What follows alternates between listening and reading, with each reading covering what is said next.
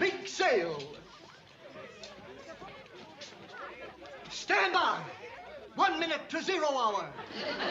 How do you feel, Wilcox? I'm scared, sir. You make this sound like D-Day. Do they ever get dangerous? Only if you stand in one place. Come on, boy. Good luck. Thank you, sir. Now! Oh.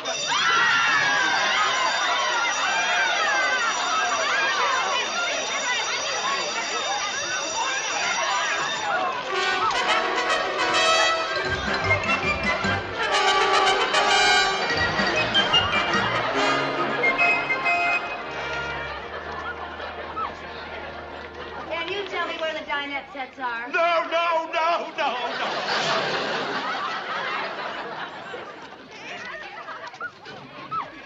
Here, hold this.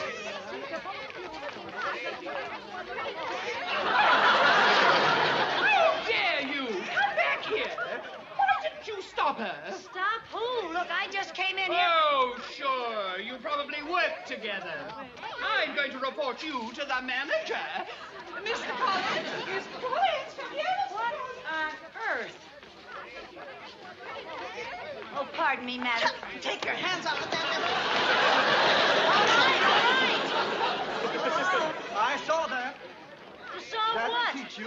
What? Look, I just came in here to get a dinette set. I can't even find out where they are. Why didn't you ask someone? I just tried to. The dinette sets are in section E. Thank you. Attention, please. Handbags, counter 7, half price.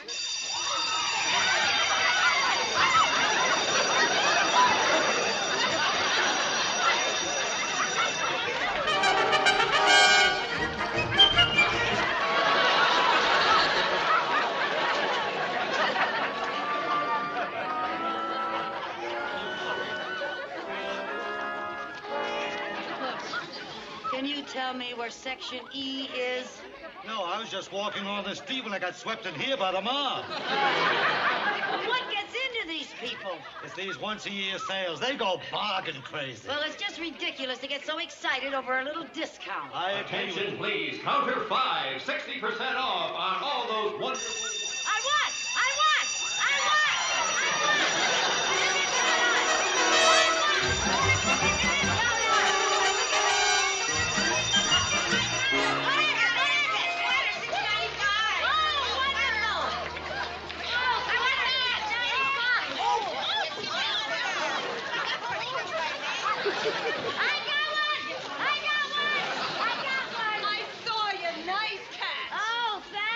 I didn't think I'd ever get one. Neither did I, thank you. I thought you were a sales lady. Me? Wait on these people? Are you kidding?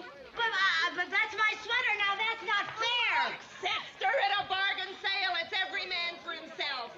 If you can't stand the heat, go buy retail. Please, attention. All kitchenware is now half price.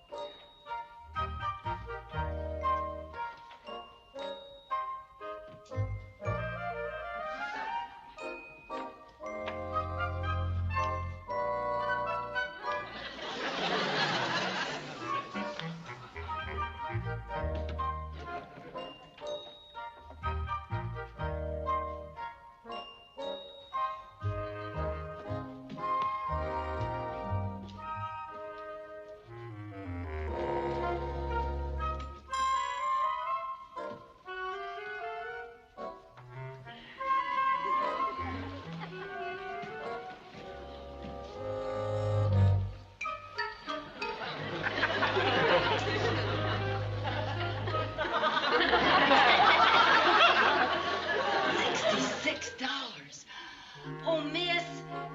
Have you found something? Yes, this one. I'll take it. Oh, dear, that one. Oh, I should have warned you. What about? What's wrong with it? Well, nothing's wrong with it, but a very important customer named Mrs. Walker wanted me to hold it while she checked with her decorator, and she's coming back any minute. Oh, but I don't see any hold tag on it. Did she leave a deposit?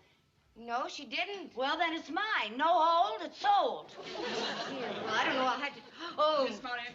Mrs. Walker, Good news, Miss Murray. My decorator says I can have the dinette set. Mrs. Walker, I'm afraid we have a conflict. Over what? Over me. You! Get off my table. It's not your table, it's my table. Your table? Miss Murray, did I or did I not tell you to put a hold on that table? Well, yes, you did, Mrs. Walker, but you didn't leave a deposit. Quiet! I not only happen to be a close friend of the owner of this store, but I'm also a very large stockholder. You can say that again.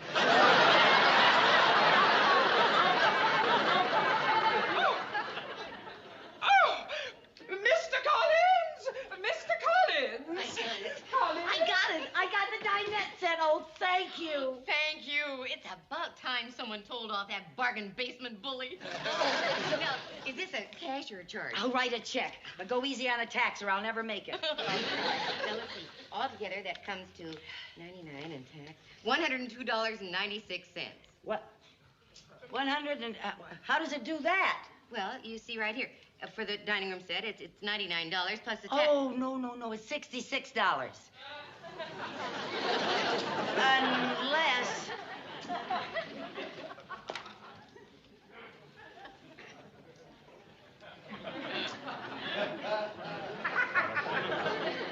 I looked at it upside down. 99. Oh, dear, my beautiful dinette set. After all this, I'm going to lose it on a technicality. Oh, dear, I am in trouble. You're in trouble. Oh, yes, when Mrs. Walker starts throwing her weight around and then they find out I didn't sell you the set after all. Oh, brother. You mean you might lose your job? Oh, now, look, I'll get the money somehow. If I give you $50 down, can you hold the set for a week until I give you the rest? Well, yes. Oh, good. Then I'll write you a check for $50. Oh, thank you. My name is Lucille Carmichael. Lucille Carmichael. Oh, thank you, Miss Carmichael, and I do hope you can get the rest of the money for the set. So do I. Right now, it owns more of me than I do of it.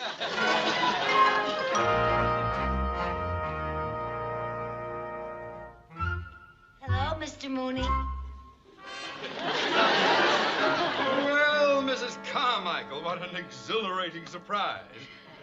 How nice of you to stop by on your day off. Well, thank you. Thank you very much. And may I take this opportunity to compliment you on the taste and unaffected elegance of your attire? Why, Mr. Mooney, how very sweet of you. You never noticed my clothes before. Oh, I always notice what you're wearing when you come in to con me out of money. Oh, Mr. Mooney, how can you be so aggravating? I take nasty pills. Now, this time I need the money for a very unusual emergency. Mrs. Carmichael, you have told me so many wild stories about unusual emergencies that I find it difficult to believe anything you say. Well, now, this is the truth. Stacy's department store is having a big sale. And I bought a dinette set that cost $66, but it turned out to be $99 because I was upside down. That I believe. Well, I wrote them a check for half, and they're holding the set for a week, and I've got to get the rest of the money, or I'll lose the set and the $50. All right, Mrs. Carmichael, I'm fully prepared to give you an answer to your need. You mean you'll give me the money? No, just an answer. Get a job and work for it. A job? Yes. How could I get a job when I work part-time for you right here at the bank? Well, get another part-time job. Moonlight. Department store is having a big sale. Well, they'll need extra help. Oh, I don't know if I can get a job there, for heaven's sake. With a sale going on, everything's so mixed up and confused, it's a madhouse. Well, you should certainly find a place for yourself.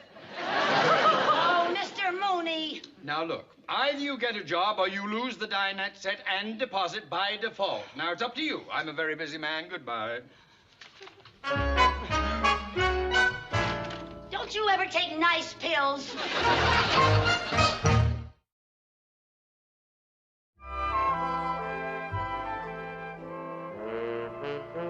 Come on, Mrs. Carmichael. Maybe you'll work out better in this department. Oh, I'm sorry, Mr. Collins. I don't know why I failed in the shoe department. I'll tell you why. Because when a woman wants a size 5 shoe, you don't try to prove she wears a size 9. Remember, the customer is always right. All right, well, I didn't really like the shoe department. I was much happier in the perfume department. I'm sure you were. You spent most of your time there ignoring the customers and sniffing the bottles. You were put in the perfume department to sell, not to smell.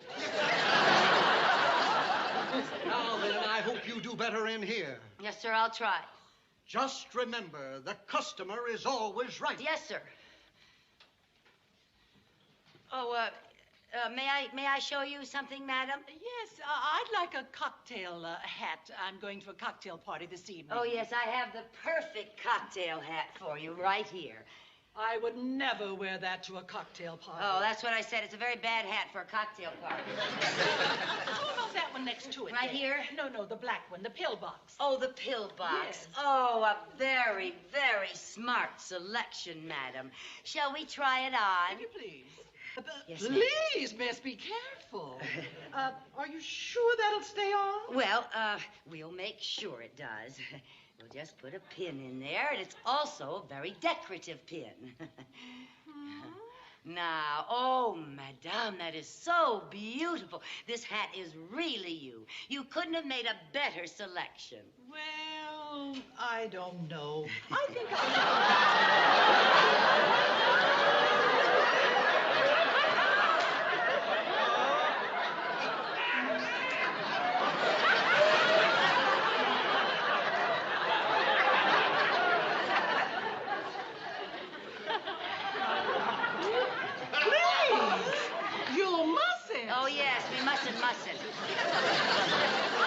try this one.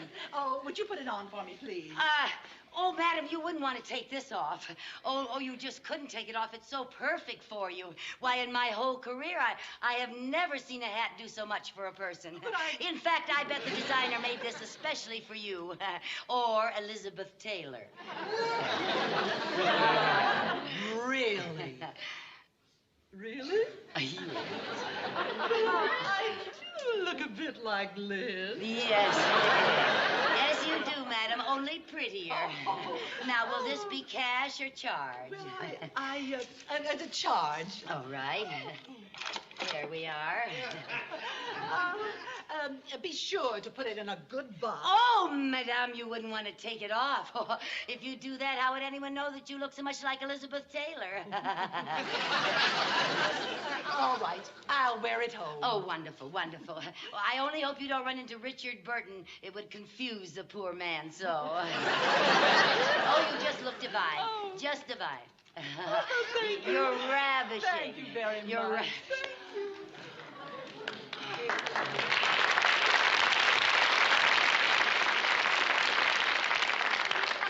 Please, and sit at this table right over here. Oh, miss, would you help me with this customer, Yes, please? of course. Bring over those hat pins. Yes, ma'am. Right here you are now. We put the bow there. Oh, that's lovely. Isn't that lovely? Oh, it's just divine. You again?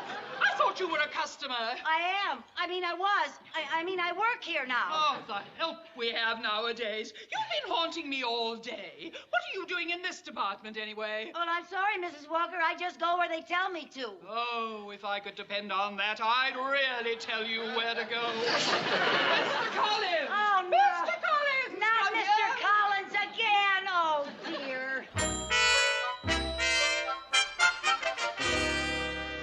Mrs. Carmichael, may I inform you that the sporting goods department is your very last chance to make good. Now, look, Mr. Collins, I don't know anything about sporting goods. Can I try some other department? In the teenage department, when 2 boys came in asking for records, you tried to sell them ribbons. Well, their hair was so long, I thought they were girls. Now, come with me. We'll see that you get suitably attired. For what?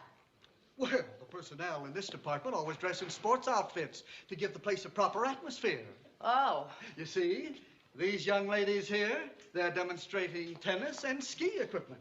Oh, they look beautiful. Well, what'll I wear? Oh, we'll try to find something that fits your personality.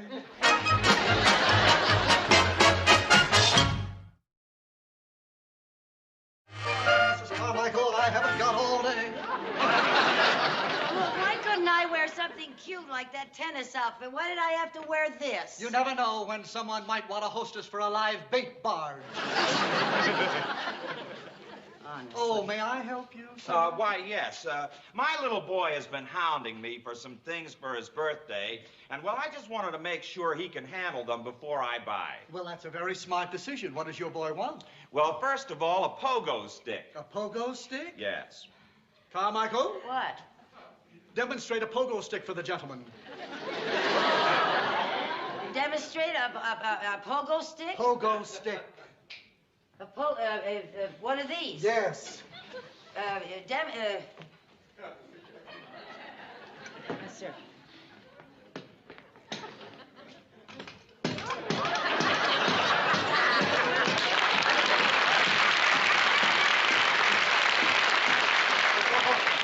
There. You see, your little boy will become an expert in no time at all. What else does he want? Yeah, a pair of stilts. Oh, are they very hard to use? No. The stilts are very simple. I can even do the Watusi on stilts. Just demonstrate the stilts. Leave the dancing to Fred Astaire. Yes, sir. Yes, sir. Where are the stilts, sir? Stilts. Stilts. Yes, sir. Yes, sir. Stilts are very nice for a boy. They're marvelous for him, too. Really nice. Very, very nice for him. Yes, they are. You know, they're wonderful things to have when you live in Los Angeles, because on a clear day you can see Catalina.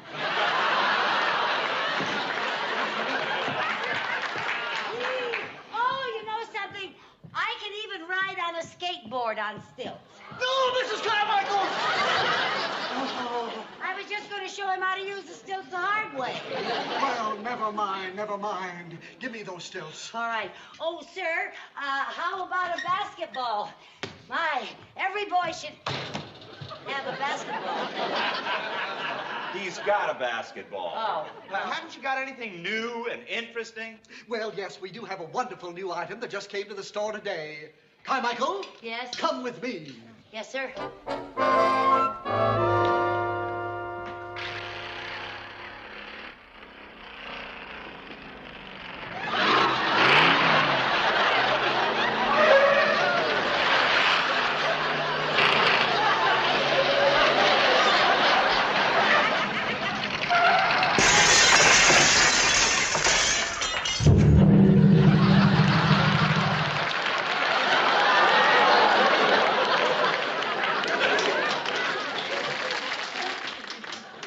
Would your boy like a drum? I wouldn't want to spoil the boy, no. No, with all those things, I think you'll have a very happy birthday. Oh, yes. Would you like me to deliver them today? Oh, no, his birthday's not for 6 months. I just came in today for a ping pong ball.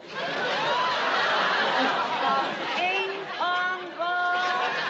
That's what the gentleman said, a ping pong ball. Would you like a gift wrapped, or do you want to bounce it home? Deliver it.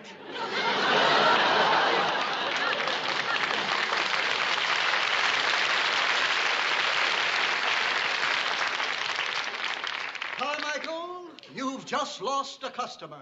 I just lost 8 pounds. The nerve of that guy. Can't you remember? The customer is always right. Always right. Mr. Collins, you're wanted in your office immediately. Customer is always right. Yes, sir. Yes. Oh, may I help you, sir? Oh, yes, miss. I'm leaving on an extended vacation Thursday, and I'll need this list of equipment. Oh, all right. All of that? Yes, my first vacation in 10 years, and my wife and I are going to make the most of it. Oh, good. Well, you just tell me what you want, and I'm at your service. Well, first of all, I'd like to see what you have in fishing equipment. Fishing equipment. Yes, fishing equipment. Yes, we have nice fishing equipment. Oh, well, this looks like a nice rod. Uh-huh, that's a beauty. Does it cast well? It casts like crazy. Would you mind demonstrating it for me? Demonstrating it, yeah. Yes, I'd like to see how it is for distance. Oh, for distance.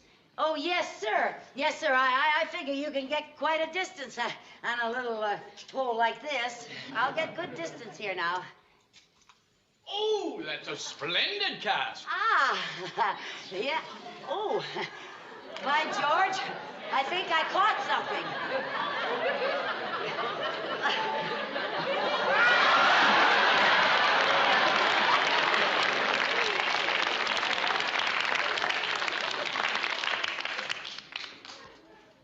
Hello, Mrs. Carmichael.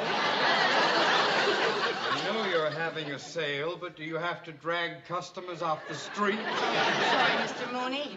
Why, Theodore, I thought that was you. Vernon, well... You two know each other? Certainly, he handles all my financial affairs. Why, you just hooked the biggest banker in the city. Oh, you should have seen the one that got away.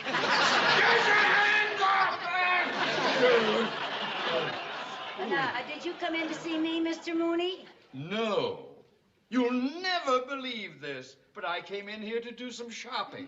Oh, well, would you care to browse around until I finish with this gentleman? Oh, well, yes. I'll see you, Vernon. There's something in this other department All I right, need. now what else was it, sir? Well, now, let's see. Skin diving equipment, swim fins, wetsuits, masks, spear guns, snorkels, and everything. The whole swim diving, everything for that, huh? Well, I'll be right back, sir. Oh, thank you. Yes, sir. Vernon, Oh, yes, miss. are you getting everything? Oh, yes, dear, and the service is excellent. Well, thank heaven for that. I have been through the most terrifying experiences today. Well, I see you got everything. Yes, I think so. I think more. Not you again! Get her away from me! Get who away from you? Well, I don't know what her name is, but I think it's Typhoid Mary. Mr. Collins! Mr. Please, Collins! Mrs. Walker, don't call Mr. Collins. Not again. What's going on here? Mr. Collins, I will not have her waiting on me. I will not remain in the same place with this creature. Oh, you're being very moody, pussycat. Mrs. Carmichael, I'll attend to you later. Mrs. Walker, Mrs. Walker. What can I do for you, Mr. Mooney? Well, now, I need a handball. One handball. One handball, yes. All right, I'll find a handball for you. Yes, Where are the handballs? Did you see them around yes, here? yes, here they are. Here, right up there. Oh. There, yeah, there they are. Oh, we'll have to get a ladder. There must be a step somewhere around here. Oh, wait, I know what I'll do. Mrs. Carmichael! Yes, Oh, no. That's all right. Back up. Oh, careful. I'll get him, don't worry. Yeah,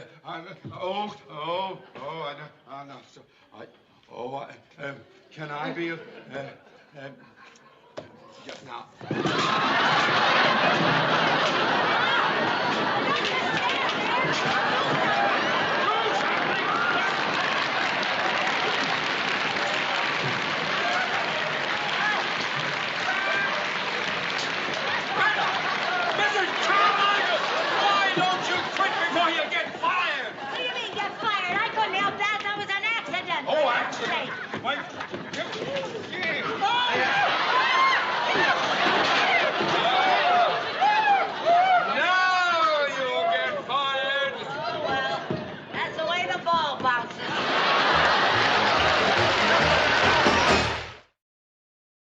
Mrs. Carmichael come back from lunch yet?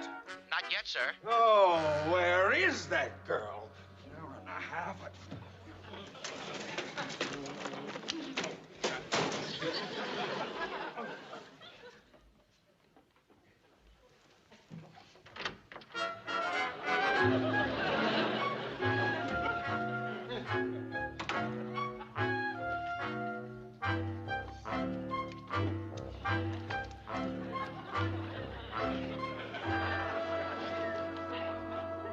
Mrs. Carmichael!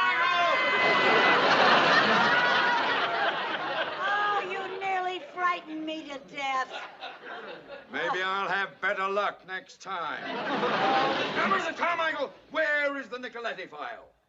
The Nicoletti file? Yes. Well, it's right here in my desk. Well, why isn't it in the filing cabinet where it belongs? Well, I was... Never mind. I'll be in Mr. Cheever's office. I'll be back in a few minutes. I have an appointment with Mickey Rooney. Mickey Rooney, the actor? No, Mickey Rooney, the plumber. Of course, the actor. What's he doing here? The bank may finance an acting school he wants to buy. The Players Showcase. Oh, an acting school? Yes. And will you straighten out that file? Yes, sir. Gee.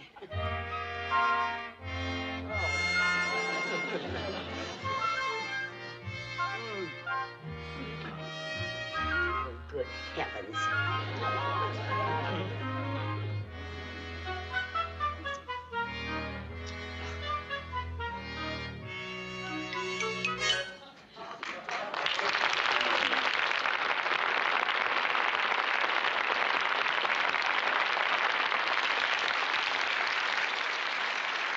Excuse me.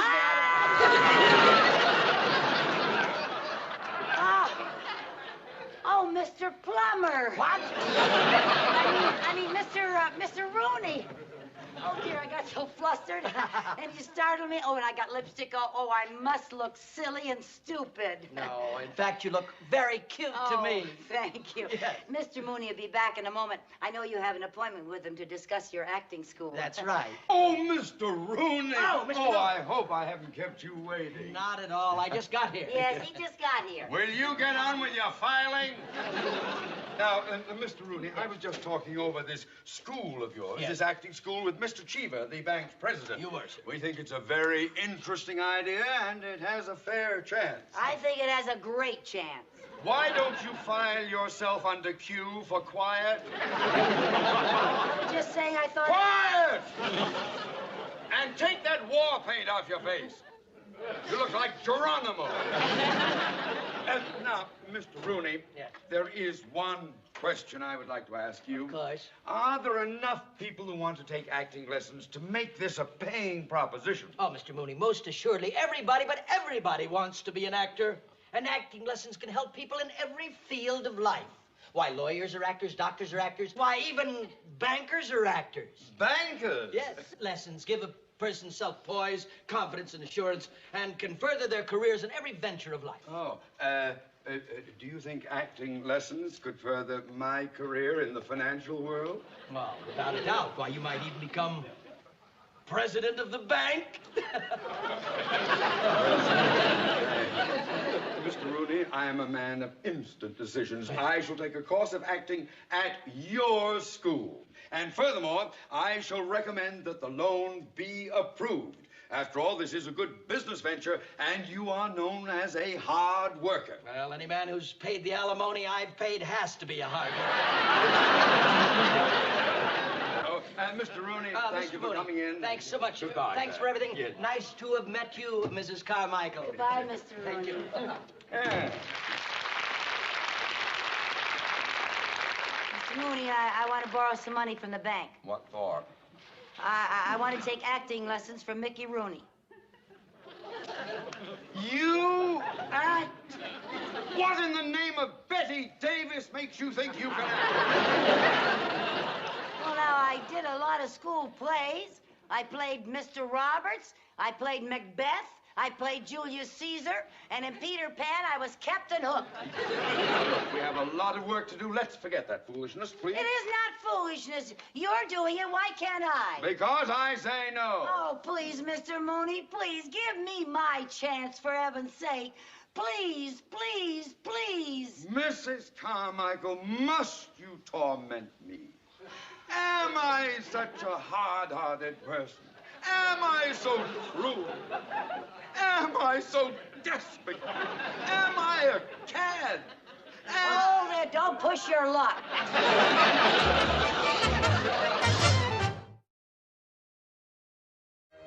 Now, remember, everybody, acting is not just done with the voice or the body. It's done with the heart, the mind, the conscious, the subconscious, and the unconscious. We want to find out. Pardon me.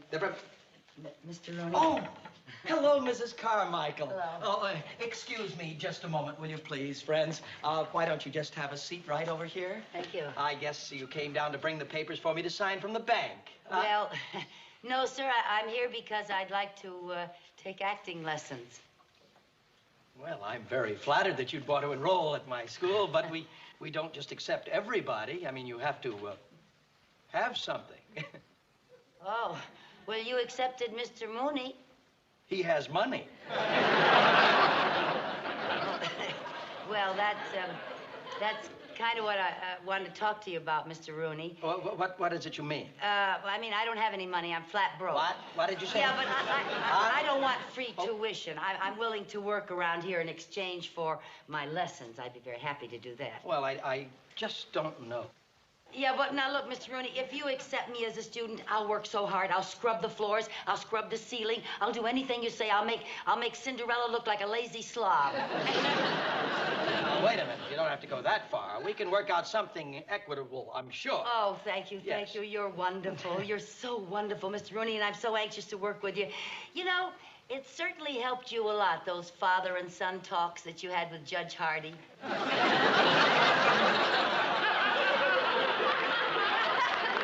Now, look, don't thank me until you're accepted here as a student. Oh. And when I finish with these students, we can discuss everything later. Excuse me. Why don't you, everybody here, just take 5 minutes, will you, please? Just take 5, thank you. Now, Mrs. Carmichael. Yes, sir. You're quite sure that you want to become a part of the school? Oh, yes, I'm positive, sir. Oh, I think it's so exciting. I just love showbiz. Well, first, I'll want to test you, and we'll try some improvisations, if you don't mind. Improvisation? Yes, improvising. That's acting without a script. Oh. You see, you make up this whole thing as you go along. It's kind of like instant theater. You take a situation, and some people stir, and the first thing you know, you've got to play. Oh, that sounds like fun. Yes. Are you ready for your first improvisation? Yes, sir. All right, good. Now, I'll pretend that I'm your playboy husband, and that you're my long-suffering wife. Oh. I've been out on the town, and it's now 4 o'clock in the morning. You wonder where I've been. 4 o'clock in the morning. That's the situation. And I'm We're gonna long-suffering. improvise. Right. Now, I'll say action, and then we'll go right from there, right? Action! Oh.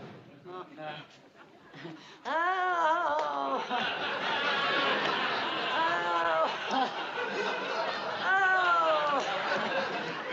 4 o'clock in the morning.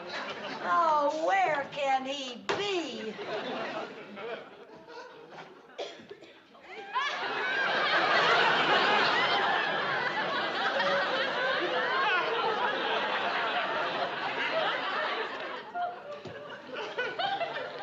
What's new, pussycat? Don't you pussycat me, you playboy, you, staying out till 4 o'clock in the morning while long-suffering me waits up for you. Where have you been? I've been out with 3 scientists. 3 scientists? Yes. What were you doing with them? We made a very important discovery. What was that? Alcohol and gasoline don't mix. It tastes terrible. Look at you coming home like this, and this is our anniversary, and you didn't bring me a thing. Oh, that's not true. Darling, you remember that blue mink that you loved that you saw in the window? Yes. I bought you a mop, the same color. Well, that does it. I'm going home to Mother. No, your mother lives here. That's why I drink. Well, I'm leaving you. No, please don't leave me, darling. I need you. I want you. If I stay, will you stop drinking? I promise. All right, I'll stay. I'll drink to that.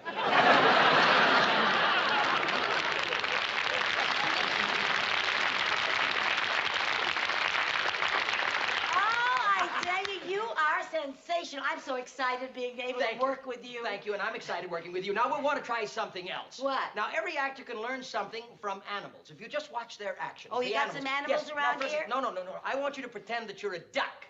Now, walk like a duck. Walk like a duck? Walk like a duck. Go ahead, be a duck. Walk like a duck. How big a duck is it? What is it? It's just a duck. Just duck it up a little bit. That's good. Let me hear it. Quack, quack. What? Quack, quack. That's good. Quack, quack. Quack, quack. Yeah. Quack, quack. Quack, quack. Yeah. Quack, quack, quack, quack, quack, quack, quack. Wait a moment. What's the matter? I just laid an egg. What a great imagination you've got. Look, I tell you what, instead of a duck, now we will be chickens. Oh, that's easy. Let's be chickens, right?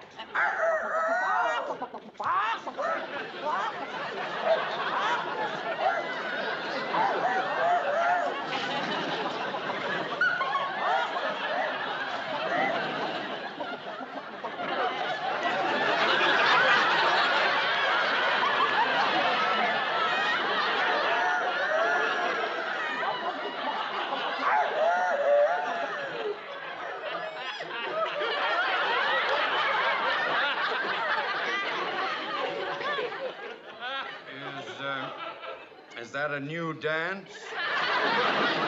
Or a nervous disorder? You see, Mr. Mooney, Miss Carmichael and I, we were just improvising, that's all. I see. Well, whatever it was, I hope there's a cure for it. Mrs. Carmichael, what are you doing here? Well, Mr. Rooney said that he might let me work here in exchange for my acting lessons. That's right. That's if you don't mind losing a great secretary. Oh, I won't be losing a secretary. You'll be gaining an ulcer. But now, can we get on with my lesson? I'm a busy man, and time is money, you know. Oh, that's right. Yes. Well, I tell you what, suppose we start out with some animal imitations. Animal imitations? Yes, Mr. Mooney, That's what we were just doing. yes, right. Now, let's see, you pretend to be a kangaroo. We'll start you off with a kangaroo. I don't think Be I a can. kangaroo. I don't think I think you'd be a wonderful kangaroo. You're always hopping mad.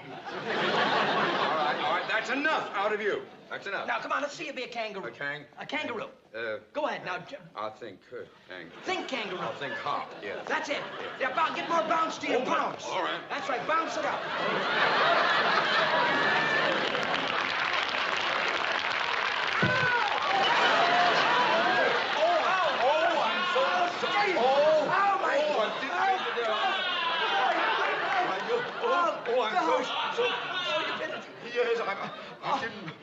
Oh, my goodness, Mr. Mooney, you certainly are a clumsy kangaroo.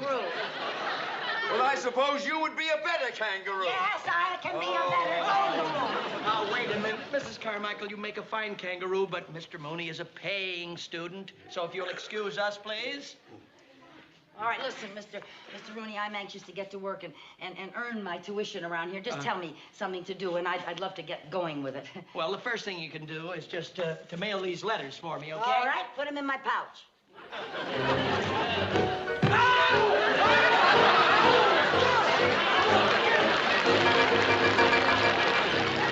Friends, Romans, countrymen, lend me your ears. I come to bury Caesar, not to praise him. Hey, that was great.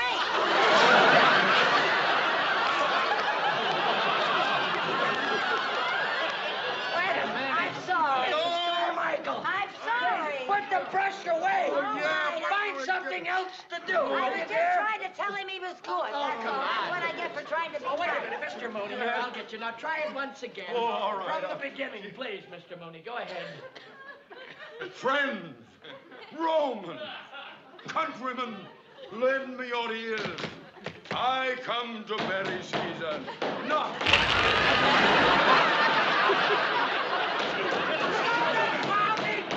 Stop the pounding!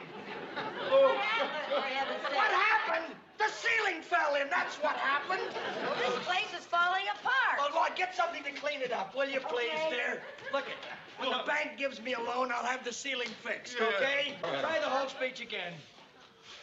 Friends, Romans, countrymen, lend me your ears. I come to bury Caesar, not to praise him. The evil that men do lives after them. The good is oft interred with their bones. So let it be with Caesar.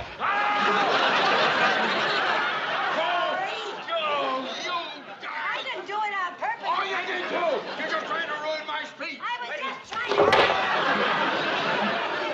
Hold it easy. I came here for self-confidence and for poise, and I'm a nervous wreck. Yeah, you, what about me? I've been working my fingers to the bone for a whole week. I haven't even had a lesson. Now, wait a minute. I want you to calm down, both of you. You're both going to have a chance. Tomorrow night, our drama class is going to put on a little sketch. And you're both going to be in it. Oh, really? Yes. Well, where are my lines? Oh, you have no lines, dear. You see, we're saluting that grand old art of pantomime. Pantomime. Oh, that's where you open your mouth, but you don't say anything. Well, that should be right up your alley.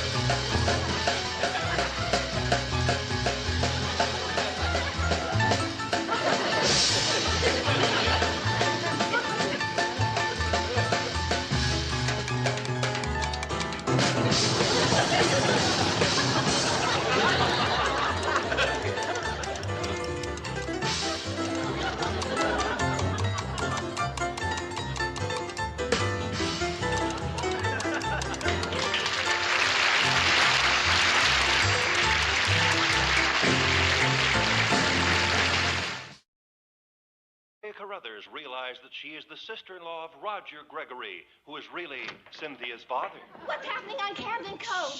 I got stuck on the freeway. Will Roger Gregory be arrested for embezzlement? Tune in next week for further developments in Camden Cove, the typical American town. Well, Mr. Camden found out, huh? Yeah, the rat. And you liked him at first. I told you he had shifty eyes. Well, you sit closer to the television set than I do. Yeah. You know, that's really my favorite show. And to think that my favorite character in it lives right here in this building. Oh, yes, Mr. Vernon does a wonderful job as Roger Gregory. Oh, he sure does. And am I glad he lives here? You know, every week he tells me ahead of time what's going to happen. He does? Yes. Well, tell me, Lucy, are they going to pick up Roger Gregory? Does he go on trial? Well, we'll know in a little while. I asked Mr. Vernon to come down for a cup of coffee. Oh, terrific. I always like to know what's going to happen so I can start worrying early. Oh, I guess that must be him now. Get yourself a cup. Come in, Mr. Gregory. Oh, I mean Mr. Vernon, excuse me.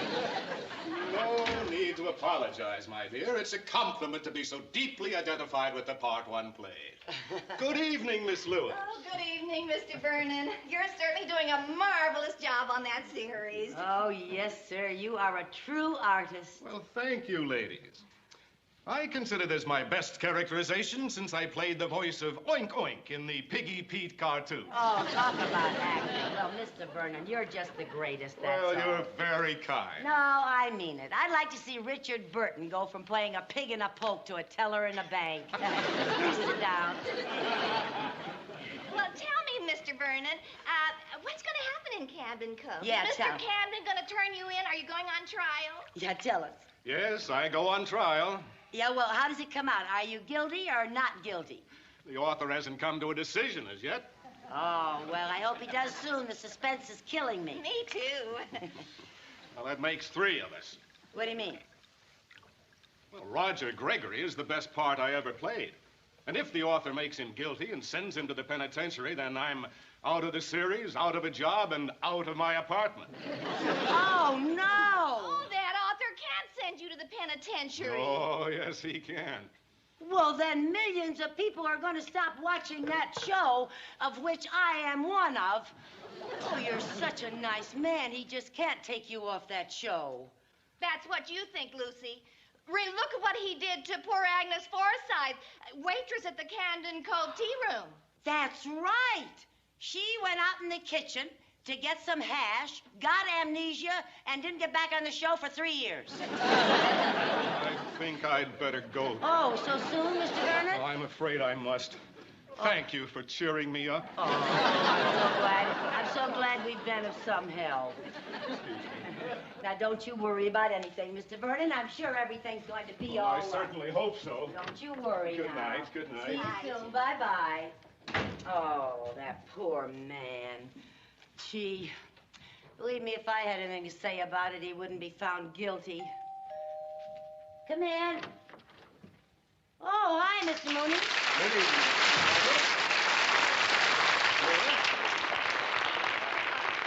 Working late tonight, Mr. Mooney? No, just paying a personal visit to my favorite client.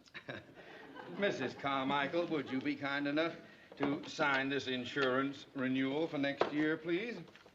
Am I really your favorite client? As a matter of fact, no. No, but I had to find a legitimate excuse to get out of the house tonight. I couldn't stand the sight of Mrs. Mooney sitting in front of our television set, sniveling over Camden Cove. What do you mean by that? It's a wonderful show and very true to life. Oh, poppycock. Will you sign this, please? Well, now, I just don't know whether I should sign any papers or not after what happened to Victoria Carruthers. Who is Victoria Carruthers? Victoria Carruthers is a lovely lady in Camden Cove. Who's a librarian? Yes, but really the sister-in-law of Roger Gregory. Who's actually the father of Cynthia. Yeah, who is now on a bus not realizing that Victoria Carruthers is the one who... That's the part I missed, Lucy. She's on a bus. She doesn't realize that Victoria Carruthers is... Will you please forget that and sign? All right. Oh, She is on a bus. That's the part that you missed when you came. You out. have Doesn't realize signed that- this, Victoria Carruthers. Now the whole thing will have to be done over again. Well, I'm sorry. Oh, I tell you and 30 million other weeping women, weeping over that silly, silly soap opera. No wonder the author is one of our bank's biggest depositors. You know the author of Camden Cove? Oh, yes. All too often I have to pay a business visit to Peter Shannon at his rustic hideaway cabin atop Coldwater Canyon where he concocts that mushy slop. Oh, Mr. Mooney, do you know Peter Shannon's telephone number? Yes, I do. Well, could I have it, please? No, you can't. Well, I just want to find out something about Camden Cove. Oh, no. Oh, no. Mr. Shannon likes privacy. If I gave his telephone number to a snoopy busybody like you, he would close his account. And much as I despise his show, I adore his money.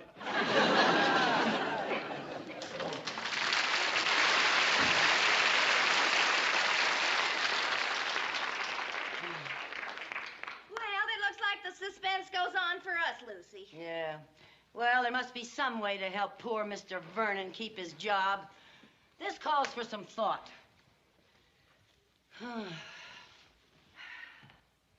That's enough thinking.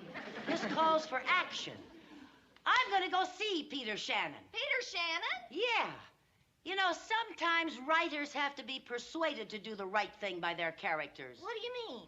Well, a man can be a great writer and still not treat their characters fairly. You know, I've never been too happy with the way Shakespeare handled Romeo and Juliet. I didn't want them to die at the end. Those crazy mixed-up kids, they should have lived happily ever after. Yeah, and I'm going to make sure that Roger Gregory lives happily ever after in Camden Cove.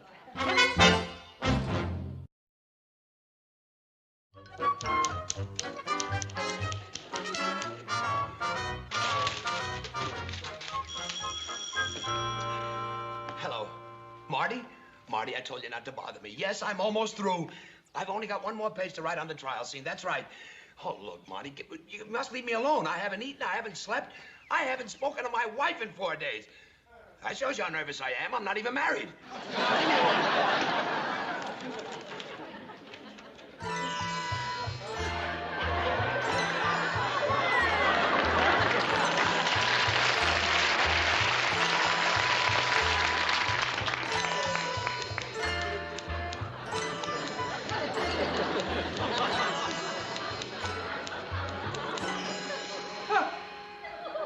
Who are you?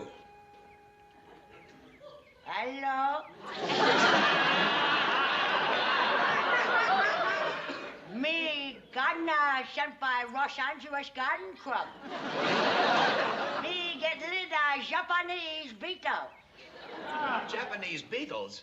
Japanese beetles very bad. Much more bad than beetles from England. Go away. Do it someplace else. I'm busy. Socially. Cannot go to last bug bite dust. Go ahead. You like Starley. Right, Stolly. Oh, you mean right story? That's what I say. Like Starley. Say, how did you know I was a lighter? I mean a writer. Simple deduction typewriter, not for washing dishes. Now, you go do your work and let me do mine, huh? Socially.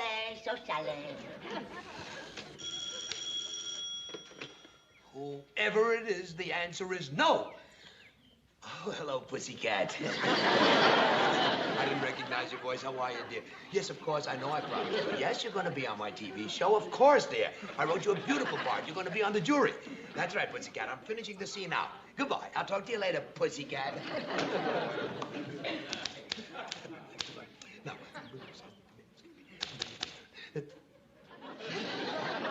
Would you mind not peeking over my shoulder? Oh, me no peeking.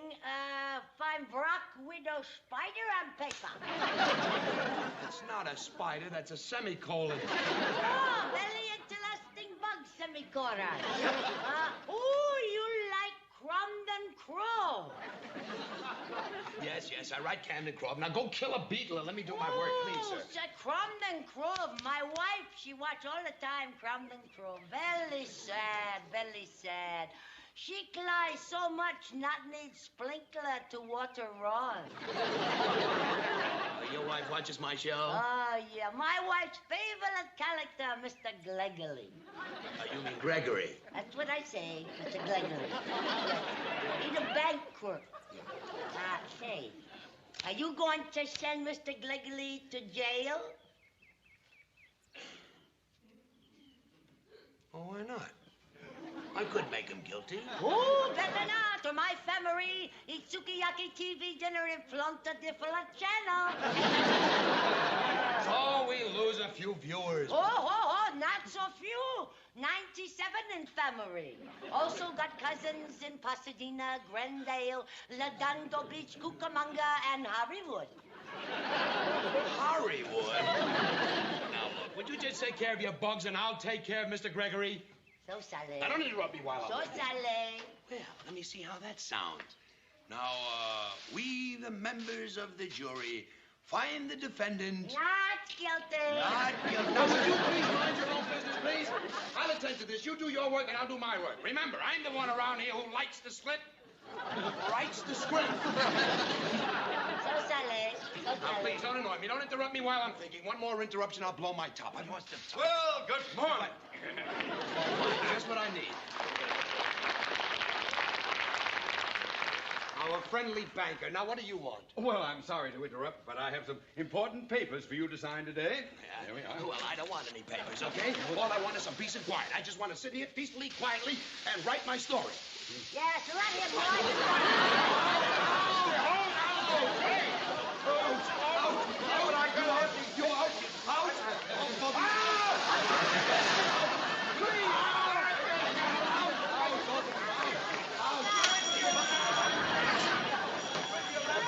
Hello, Marty. Marty, this place is that.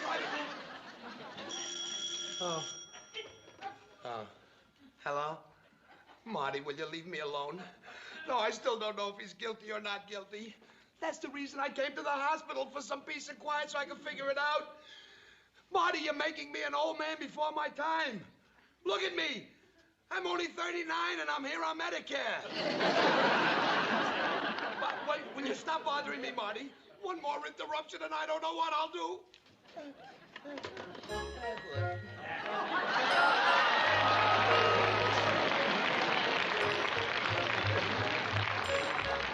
Hello, Sonny. Who are you? Just a friendly little visitor to brighten up your day. I belong to the HHH. What the heck is the AHHH? Happy Hospital Helpers, honey. It's a wonderful organization made up of girls like me who like to do our bit. And this is my day to help in the hospitals. Oh, really? Yes, and on Fridays I babysit, and on Saturdays I stand on corners and let little Boy Scouts help me across the street. Well, that's very nice of you, lady. Go help somebody else. Well, no, Sonny, you look like you need a little help. Lady, Yes, you do. lady, I now, don't need let's any help. just make I'm you fine. comfortable Lady, here. please, yeah. lady, I'm fine. Now, why don't you let me take those heavy notes? Lady, please. All I want is some peace and quiet. My goodness, you are a nervous one. Well, I've got something to calm your nerves, Sonny boy. Lady, I don't drink. This you'll drink is chicken soup.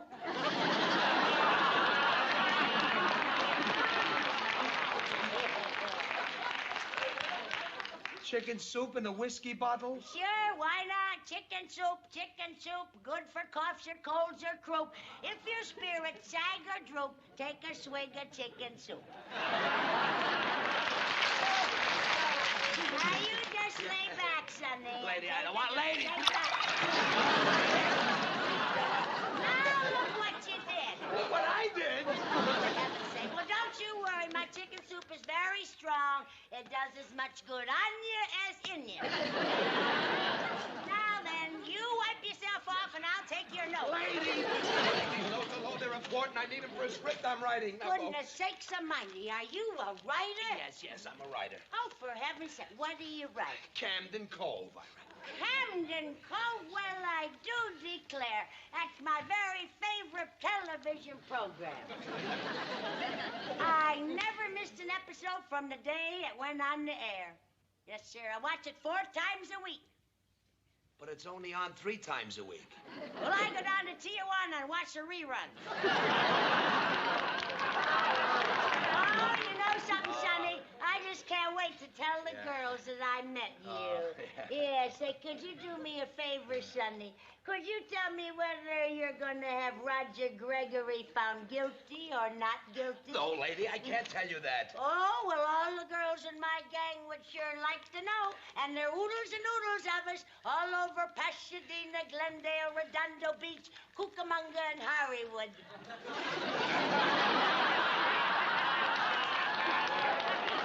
Hollywood? Yes, Hollywood, yes. That's a little suburb between Anaheim and Azusa. Can you tell me if he's guilty or not guilty so I can tell my girlfriends? Lady, will you listen to me? I'm afraid that your girlfriends will have to be like everybody else and wait until next Wednesday to find out.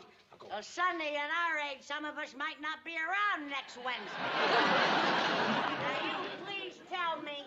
Lady, if you don't get out of here, you may not be around tonight. Now get out. Go. All right, go. I'd just like to take a teensy little peek at those notes. You leave these notes alone. Is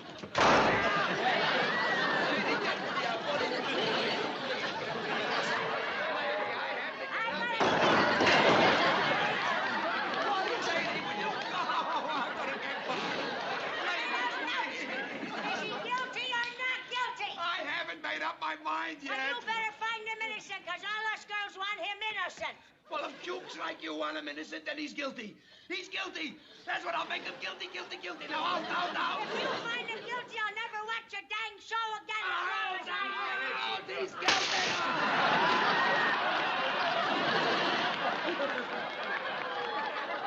Good heavens to Betsy. Don't you know better than to bother people in hospitals?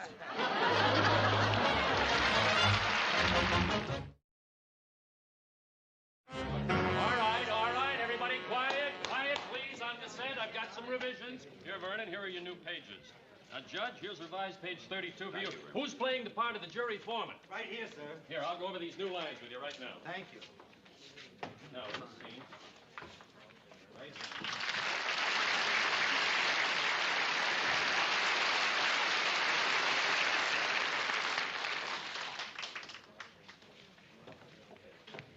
Hi, Mr. Vernon. Oh, hello, Mrs. Carmichael. Did you get the script again? Yes, the verdict is guilty. Oh, dear. Well, don't you worry. It's not over yet. Oh, yes, it is. You see, once we go on the air, I have to go by what the author said. The script says that Roger Gregory is guilty, and that means I'm off the show. Excuse me, Mr. Vernon, would you please take your place over here? Good luck. Thanks. Places, everyone, places.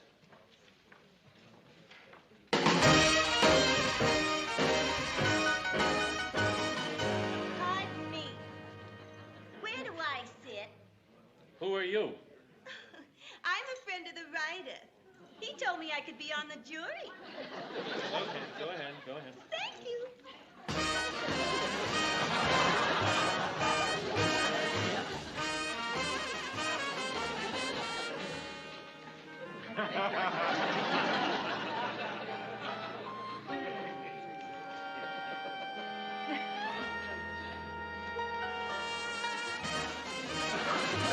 Pardon me. Where do I sit? Who are you? Oh, I'm a friend of the writer. He said that I could be on the jury. The writer already has a girlfriend on the jury. Oh, well, I'm his new one. He's a swinger, and so am I.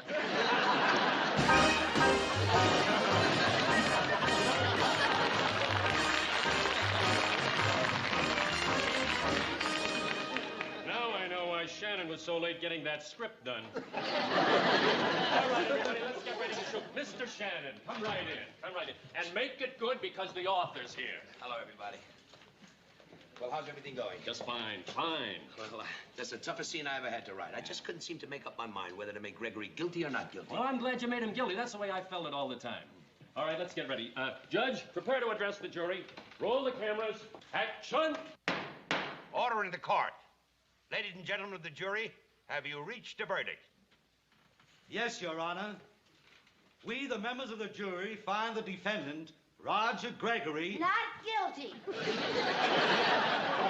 Hold it. What's going on here? Yes, what's going on here? Well, I'll tell you what's going on here. You're sending an innocent man to prison. That's what's going on.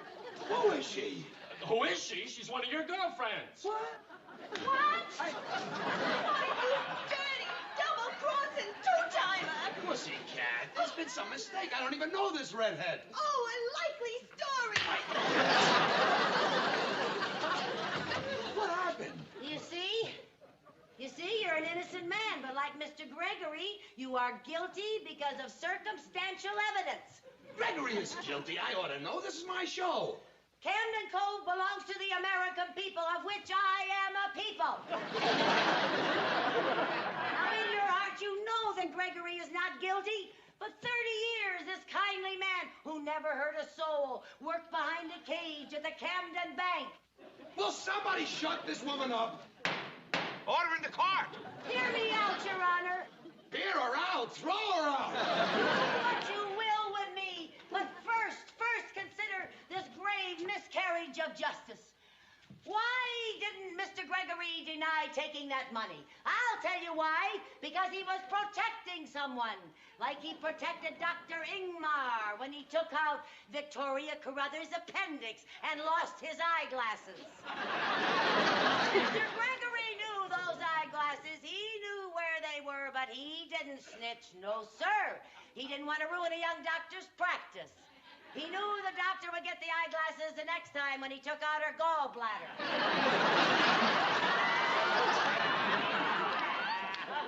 Remember that wintry night in Camden Cove when old Mrs. Thompson, who was saying goodbye to her only son, who was court-martialed and thrown out of the army, branded a coward, and the only one who could save him was a one-armed man who was trying to send him back to prison for a crime he had never committed, even though he should have run for his life because he had only 6 months to live. 8 months. Oh, was it 8 months? 8 months, yes. Oh. He had 8 months to live. But did Mr. Gregory say he knew he was in town? No, because he didn't even know where he was. After being hit on the head by a surfboard, trying to save the life of Mr. Camden's sister's 8-year-old son. 10 years old. 10-year-old. Yes, he was 10. Yeah, who was not married. The son, that is. Ladies and gentlemen of the jury, before you reach a verdict, consider this thought. The quality of mercy is not strained. It droppeth as a gentle rain from heaven upon the place beneath. And that is the place Mr. Gregory should never be sent away from. Camden Cove. She's right. She's right. Gregory stays on the show. He's not guilty. Wow, wonderful. Mrs. Carmichael. You stay on the show. Bless you. Oh, and I want to thank you, too, Mr. Shannon. Oh, this will please all my friends in Pasadena and Glendale, and Redondo Beach and Cucamonga and Hollywood.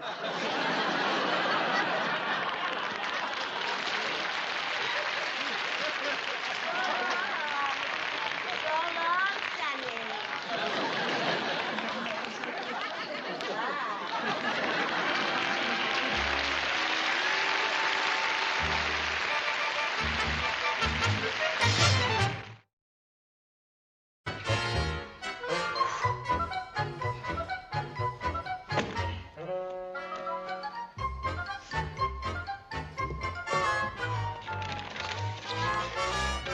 Oh, hello. Come on in, the door's open. Oh, hi, Mr. Mooney. Hey, I didn't expect to see you until I came to work this afternoon. Nor I you. That would have given me a peaceful morning without a single urge to tear my hair out by the roots. Now, Mrs. Carmichael, would you explain this check drawn to Air Express in the amount of $144? Oh, yeah. I sent to Danfield for my priceless collection of old movie magazines. See 'em? $144 for this trash? It's not trash. These are collector's items. Well, why don't you let the trash collector pick them up? Oh, Mr. Mooney, you don't know anything about what movie fans appreciate. I have things here that you'd be amazed how much they pay for them. They pay for this stuff? That's right. Why, there's an article in one of these magazines right here that's a collector's item. Here, now, look at this. Marriage is not for me. Who's it by? Elizabeth Taylor. She wrote it when she was 12. You mean you've been keeping all this junk for all those years? It is not junk, Mr. Mooney. It's a hobby, like collecting stamps. I've always loved the movies, and I've always admired the stars. Well, even when I was a kid, the only pet I ever had, I named Rin Tin Tin. Was he a police dog, too? No, she was a canary. Here's another check that I would like explained, please. It's for $75, and it is made out to Lillian Goodman's Goodies. Oh, that's for a pink chiffon nightgown. Well, do pink chiffon nightgowns usually cost $75? No, but this was a second-hand one. Mrs. Carmichael. Yeah? Isn't $75 a lot of money to pay for a second-hand pink chiffon nightgown? It was worn by Doris Day in Pillow Talk. I wouldn't pay $75 for a nightie if it was worn by Jack Lemmon in Some Like It Hot. Now, Mrs. Carmichael, these two checks amount to $219, which you have wasted. I have not wasted it. Your balance has dwindled to the enormous sum of $1.03. Oh, yeah, I want to talk to you about that. Oh. I'm going to have an advance on my allowance. I need some money. For what? Well, my girlfriend, Mary Jane, and I are going to a big premiere tonight at the Taj Mahal Theater. And you want $25 for a ticket? No, I don't want $25 for a ticket. Oh. Mary Jane works at the studio, and she gets free passes, but I do need money for a dress. I don't have a thing to wear. Why don't you go in Doris Day's nightgown? Oh, I couldn't do that. Mrs. Carmichael, please be sensible. Why don't you stop wasting time and money on movie magazines and second-hand clothes and premieres? Forget Hollywood. How can I forget Hollywood when I live here? Haven't you ever heard of willpower? Willpower. You see that new star they discovered washing dishes at the beach? No, I mean willpower! Willpower has to do with the mind. No wonder you don't know anything about it. I have had it. I've had it. Well, I'll see you back at the bank, Mr. Mooney. No, you won't. Coming face to face with you once in one day is enough. I'm taking the afternoon off so I can get some relaxation. Oh, I tell you what you do to my blood pressure is just a crime. Hello, Mrs. Foley. Mr. Mooney, this is my neighbor, Mrs. Foley. How do you do, Mrs. Foley? I'm charmed. How do you Will you excuse me, ladies?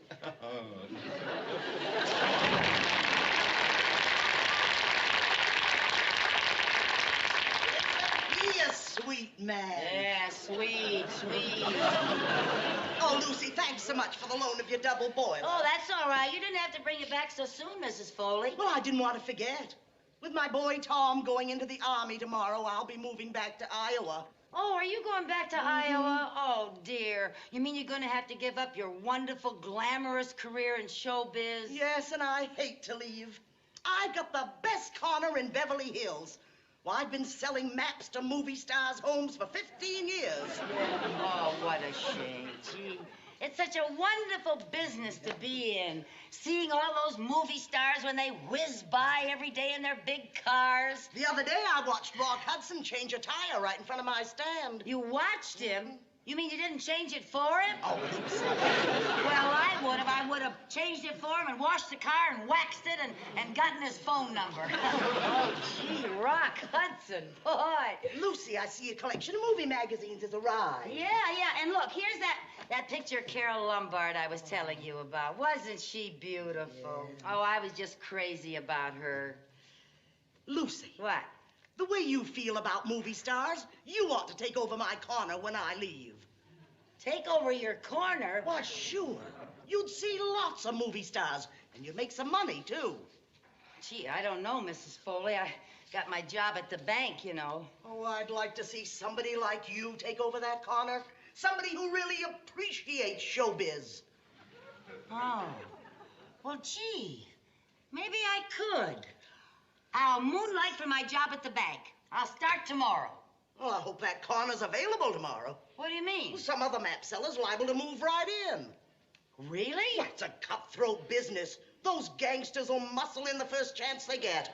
Oh, for heaven's sake. Well, then I'll start today. Mr. Mooney isn't going to be at the bank. He won't even miss me. You better hurry before somebody beats you to it. Yeah, well, don't you worry, sister. Nobody's gonna beat me to it, see? Nobody's gonna muscle in on my territory, see? This corner ain't big enough for both of us, see? I'm giving you 24 hours to get out of town, see? Oh, what a wonderful imitation of Jimmy Cagney. I was doing Edward G. Robinson.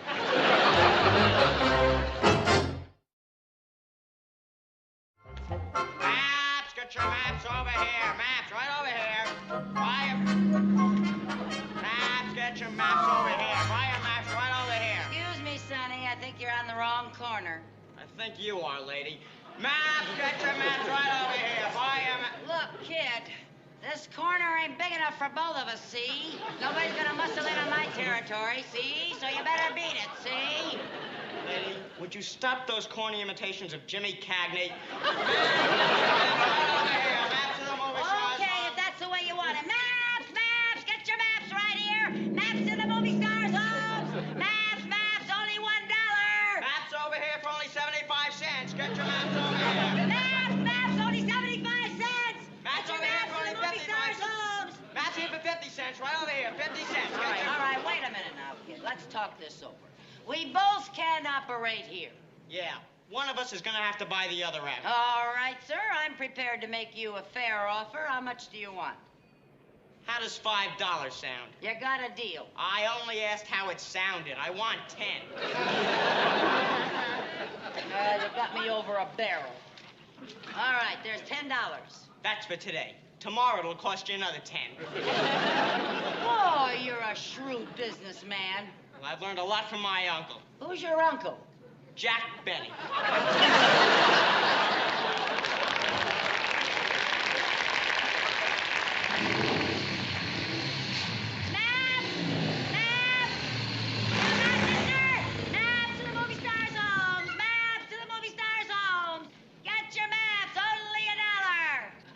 One of those. Oh, yes, sir.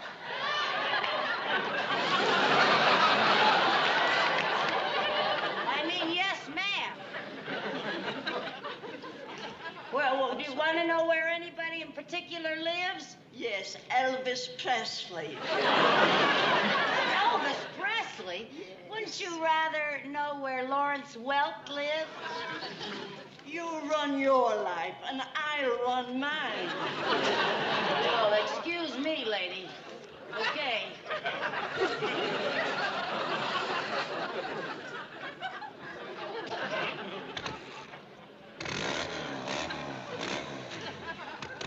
Say hello to Steve McQueen. Steve, maps. Get your maps to the movie stars' homes. Maps. Mrs. Carmichael! I'm doing the back!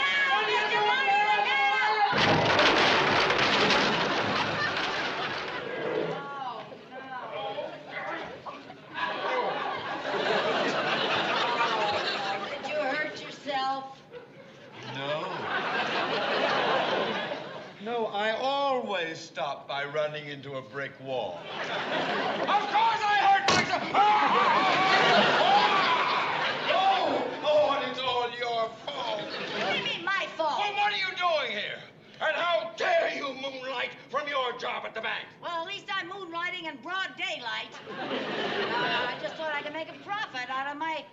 that's all, by going into this glamorous business. Glamorous business? Mrs. Carmichael, you are making a fool of yourself. Well, I don't happen to think I am. Well, you should see yourself. It's disgusting. Here you are. Let me take that, too.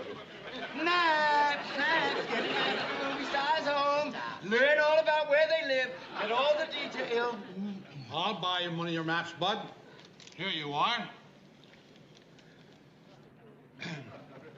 Collins, Beverly Hills Police. Let me see your license for peddling. License? I don't have a license.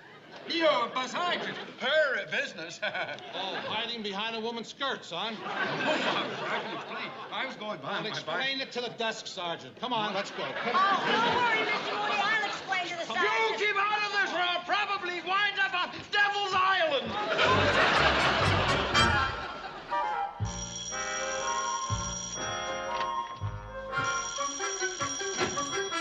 Hello? Oh, hi, Mary Jane. Yeah, I was out all afternoon. What do you mean we're not going to the premiere tonight? They promised you passes. Oh, no. Well, could they maybe get us seats in the grandstand outside the theater? Oh, how about standing room in the parking lot? Oh, darn it, I had my heart set on going. Oh, my doorbell's ringing. Yeah, all right, I'll talk to you tomorrow. Bye. Oh. Oh, hi, Tom. Hello, Mrs. Carmichael. Come on in. Well, your mother tells me you're going into the Army tomorrow. Well, I thought I was supposed to report tomorrow, but I read my induction papers wrong. It's today. I've got to leave right away. Oh. Look, my mother isn't home. Would you please do me a favor? Sure. Ask her to drop this uniform off at Charlie Smith's. Okay. Hey, what a crazy uniform. What army is he in? That's my doorman's uniform. I work at the Taj Mahal Theater. You do? Well, I did. You mean you're going to miss that big premiere tonight and all those wonderful stars? Afraid so. You ought to tell the Army that you're going to report tomorrow. I don't think Lyndon would like it.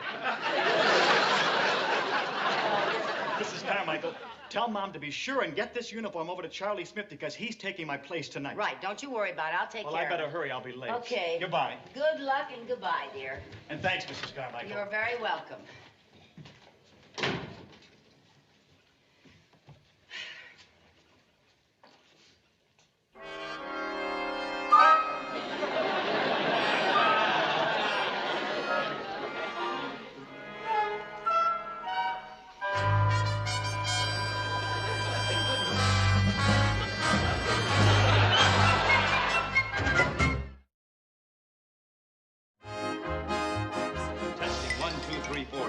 Testing. Hello, everybody. I'm Johnny Grant in Hollywood at the Taj Mahal Theater, and this is really going to be a big night. Testing. Coming through iron out there in the truck, huh? Okay, good boy. 1, 2, Come on. testing. I want you photographers out front there. Get all the pictures you can. Hello, Johnny. See ya. It's going to be... Hey, this should be a gala night, shouldn't it? Really should. My boys better be right on the ball. Okay, and I'll check the traffic out. Yeah, Here we you go. do that.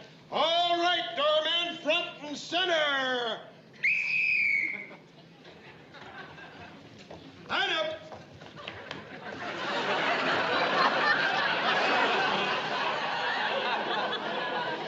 All right, men. Sound off. Bannon! O'Sullivan. Draxler. Grzowski. Sheffield.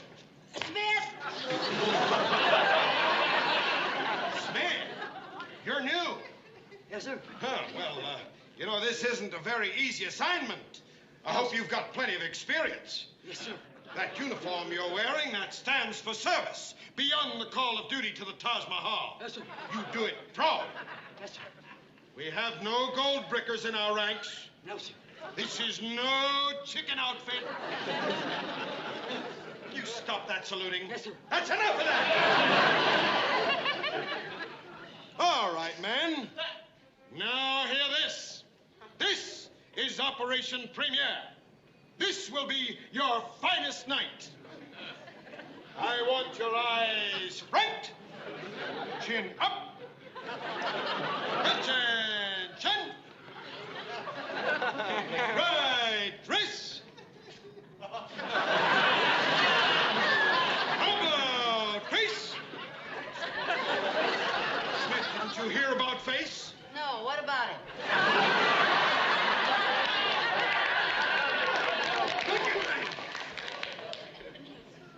All right, men.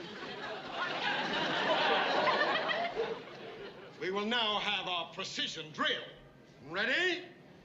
Forward, hunch! To the rear, hunch! To the rear, hunch! Left, right, hunch! To the rear, hunch! Stephanie, halt! Right, face! Now, face! About face! Smith, what is the matter?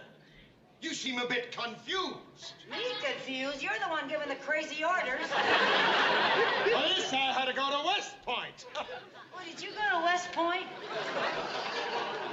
Back in line. People are coming. We're ready to go. All right now, doormen to your battle stations. Charge!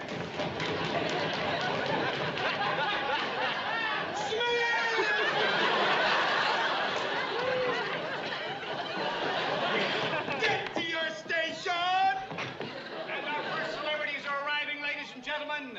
Here comes a very famous man, that famous composer of movie theme songs, Dmitri Orlov, right here in front of me now. Good evening. And what picture are you working on now? The doctors and nurses are go-go. And what is the theme song? I left my kidney with Dr. Sidney. Thank you very much. And our next arrival is Mr.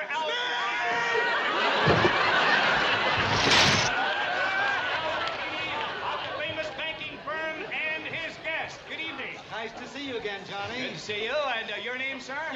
Mooney. Theodore J. Mooney. I didn't expect to come, but Mr. Albertini had an extra ticket. Well, we seem to be having a little trouble here tonight. And are you enjoying the premiere? Oh, very much. I'm especially looking forward to the moment when the lovely Mimi Van Tyson puts her dainty footprint in the cement. Well, I'm sorry she hasn't arrived as yet. Oh, she had. Could we wait a little while and maybe? Oh, my feet are killing me. Let's get to our seats. Yes, sir. Oh, I see a car pulling up and another celebrity is arriving. I'll go open the car door. No! You stay right here and keep this post up till I get it fixed. And look who's coming, ladies. The country's fastest rising romantic star. The man who may be another tab hunter or reptile. Here he is, Roadblock. Run flashing that famous smile of yours to your fans out there in television land.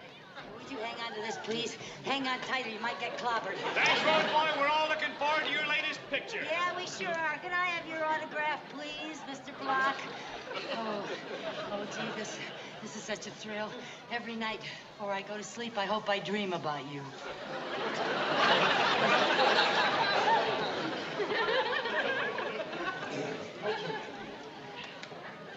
All right, now, Smith, will you pick that up while I try to get this underneath? Now, pick it up. Up.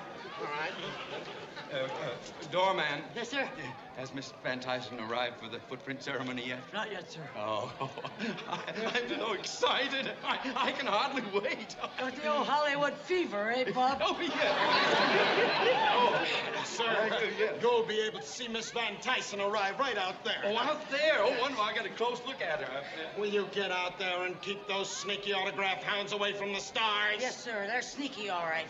And we have many stars arriving. Here is Vincent Edwards.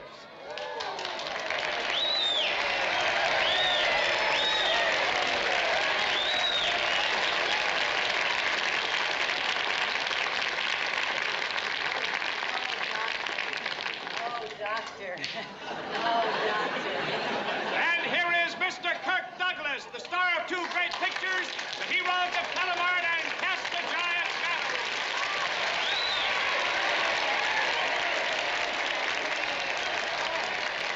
Oh, Mr. Arriving now, Mr. and Mrs. Edward G. Robinson.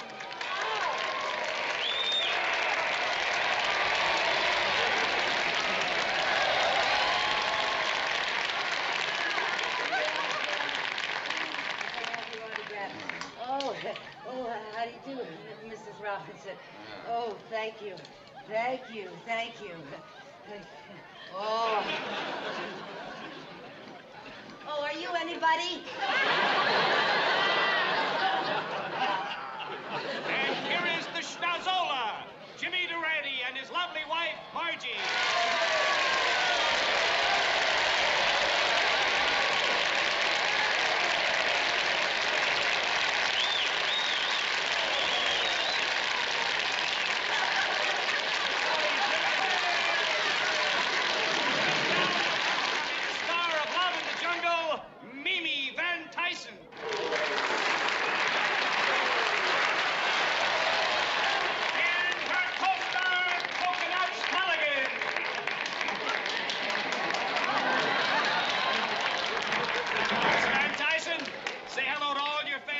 Out there on TV. Hello. Hiya, coconuts. Miss Van Tyson, we've all been waiting to see you put your footprints in the cement. And your paw prints, coconuts. Right over this way, please.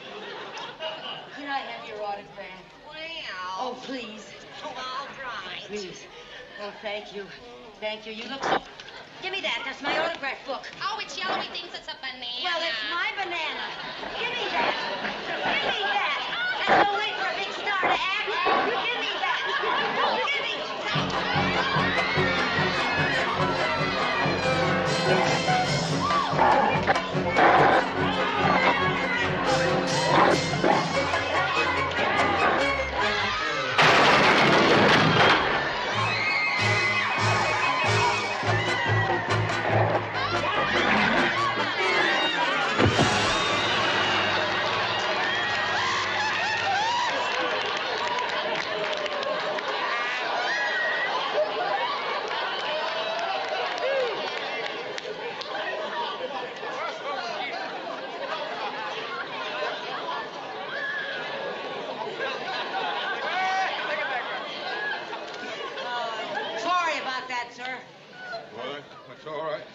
Stop with the scraping already. Yeah, well, I want to get that cement off before it hardens. Oh, good heavens, it will. I better get home right away. Yeah. Would you wait? Yes. Right out that way, sir. Yeah. Oh, young man, Yeah. young man, would you give this ticket to some deserving fan? I certainly will. That way out. Smith! I've had just about enough out of you. You've disrupted the entire regiment. Well, I'm breaking you to a civilian. Turn in your uniform. What? Right now? Right now. Hold that. And that.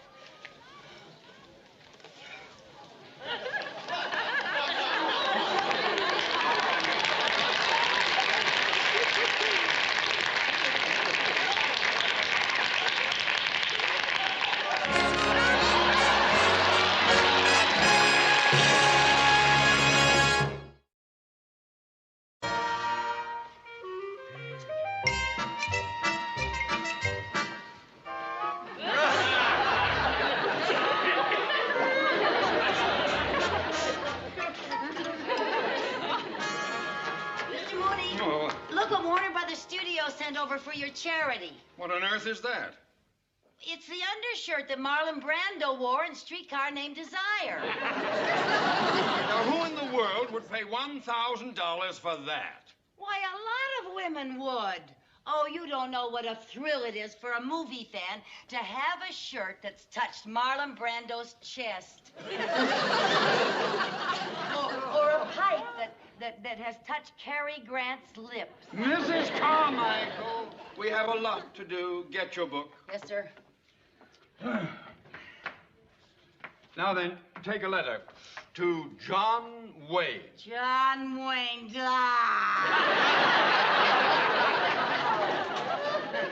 Oh, sit down. Yeah, I think I'd better. All right, now are you ready? Yes, sir.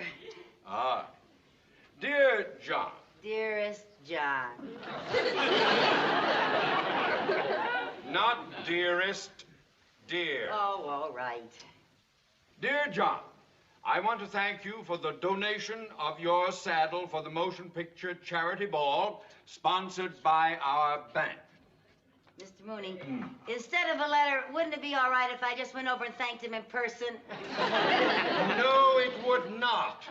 Now, please be quiet, Mrs. Carmichael. I'm trying to think. Hello?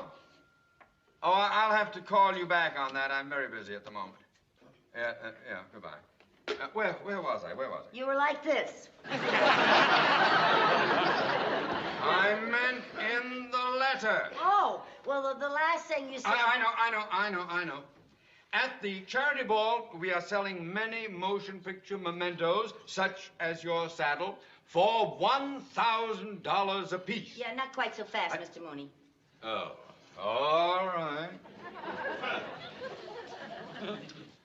I feel this sale will bring a generous response from our very prosperous patron. Sign it, yours truly, etc., etc. Yes. Now, when they come for this stuff, send it right over to the ballroom. Yes. I'll be there supervising things for tonight. I know, sir. I hope to heaven you can get it right. Yes, I will. Don't worry. Oh. Dearest John. Hey, Lucy, look what Paramount Pictures contributed to the charity ball. That is the jacket that Audrey Hepburn wore in Danger in Paris. Oh, you've got some memory. Oh, isn't it beautiful? Wouldn't you just love to own something like that? Oh, I sure would. What would I do with it? I never go anyplace to wear anything like this. That's what you think. Have I got a surprise for you? What? You're going to that ball tonight. What? No kidding, honest. Oh, come on now, Mary Jane. I'm too old for fairy tales. Remember when you had lunch with me at the commissary yesterday? Yeah? Well, after you left, a friend of mine, Eddie Feldman, he works for Dean Martin, he wanted to know who the cute redhead was. He did? Yeah. And Dean Martin bought 2 tickets for the ball, and he gave them to Eddie, and I fixed it up for Eddie to take you. Well, I'd love to go to the ball, but I don't even know Eddie. Oh, he's a wonderful person. He's the kind of fellow you can spend the whole evening with and not have to be a judo expert. Well, I'm sure he's a nice fellow, but gee, not even knowing him. Oh, Lucy, he's a dream. What does he look like? He's only Dean Martin's double.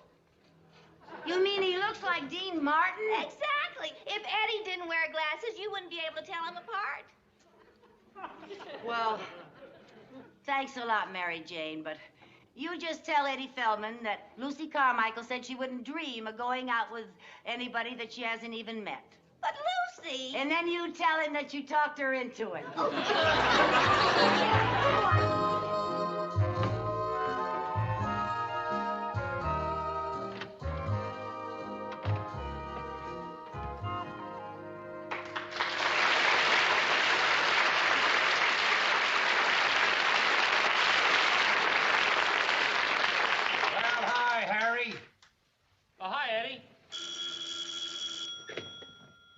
Dressing room.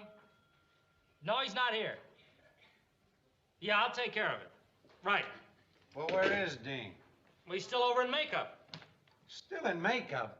You notice, Harry, with each picture, it seems to take longer and longer to make him up. Hey,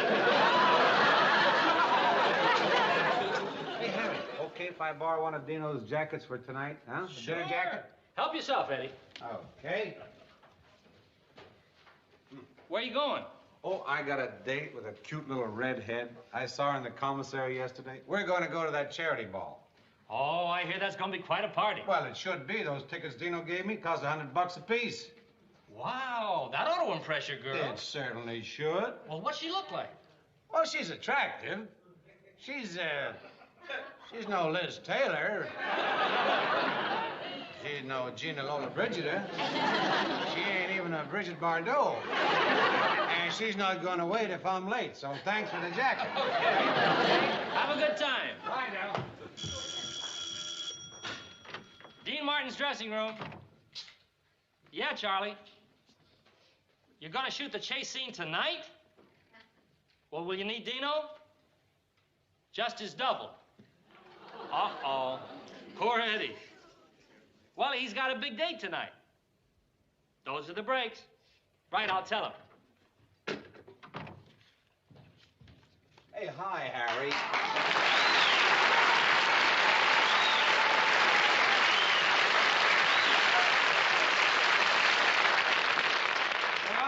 Y'all through, Dino? Yeah, any messages? Well, no, not for you. But the production office just called Eddie. He's got to work tonight. Why? Too bad. Oh, but well, he's got a big date. Yeah? His first date with a new girl to go to the charity ball. And? That's show business. What do you want? Well, I feel sorry for the guy. Yeah. It's his first date with this girl, and if he doesn't show up, she's going to think he's an awful heel. Yeah. Hey, let him go on his date. I'll be my own double tonight. I can fall off a horse. I've had lots of practice falling down. Forget it, Dino. You know the studio won't let you take a chance like that. I guess you're right. Where is Eddie? Well, he's in his dressing room. Good. I'm going over and tell Eddie that if he can fall off a horse for me, the least I can do is keep a date for him. Right? I don't care what anybody says, Dino. You're a nice guy. What nice guy? Eddie's my best friend, and I'm going to do what any guy would do. Go out with my best friend's girl.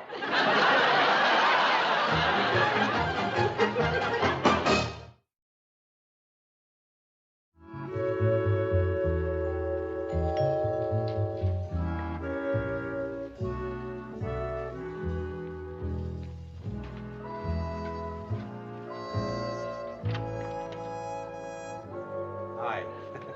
I'm Eddie Feldman.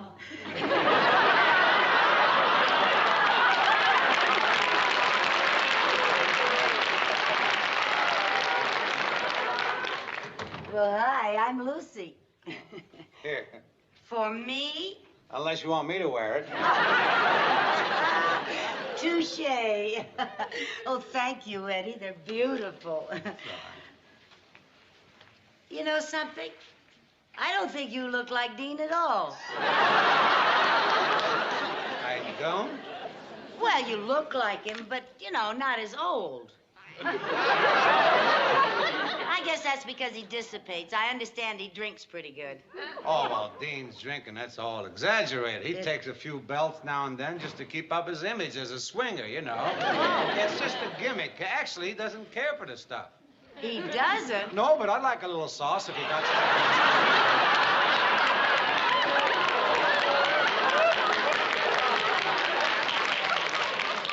I don't usually, but inasmuch as I was having company, I did mix a couple of martinis. Oh, wonderful.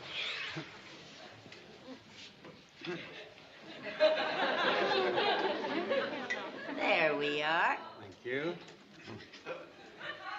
It's my first one today. Me too. With my left hand. Well,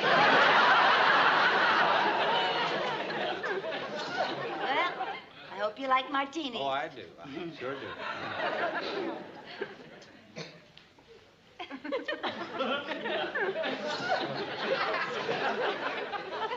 Oh, that's not bad.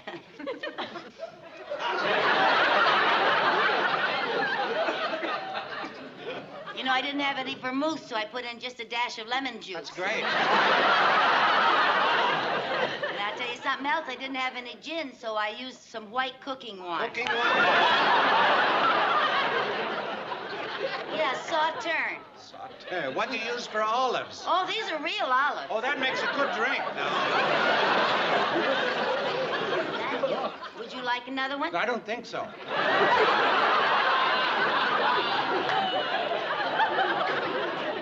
One of these is about all I can handle. I couldn't handle another one of these either.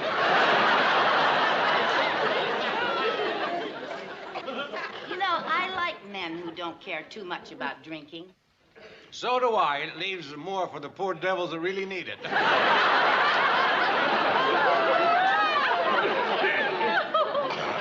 You know, when you talk, you sure sound like him. Well, that's all part of my job. Part of your job? I didn't know to double for someone that you had to sound like them, too. Well, sometimes they use me to dub in lines for Dean, you know, like when he gets hoarse from playing golf. Hoarse from playing golf? Yeah, well, he screams when he loses. He's a great competitor.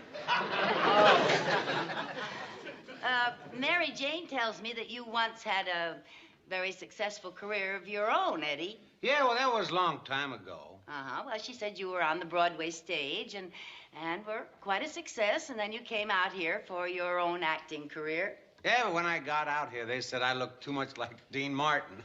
Yeah, well, I think that's terrible. Oh, I don't know. Maybe I'm better off. It's been 10 years of steady work, and I'm working for a real nice guy. Well, you're very nice to say that he's nice. Why? Well, after the way he's ruined your career, I should think that you'd resent him. Well, he's a hard guy not to like. Well, why shouldn't he be nice? Look how lucky he's been. Lucky? Yeah. Lucky? Yeah, you know, when I first saw Dean, he was working with Jerry. Jerry who? Jerry Lewis. Oh, I remember him. Yeah. And then when they split up, frankly, I was worried about Dean. I didn't think he was going to make it. Oh, neither did I. Yes, I was very worried about him. So was I. My whole family was worried about him. Oh, are your family Dean Martin fans, too? Well, not as much as they used to be. But they do like to see him, do good. Yeah, well, I can understand that, of course. Oh, dear. Hmm? I hope all my chattering isn't going to make us late for the ball. Oh, no, we have plenty of time. We don't want to be the first ones there. Are you kidding? At $100 a ticket, I don't want to miss a minute. Would you be so kind, Eddie? Why, certainly. Thank you. Oh, Eddie, this is so beautiful. Thank you so much. Very welcome. Well, I guess we're ready.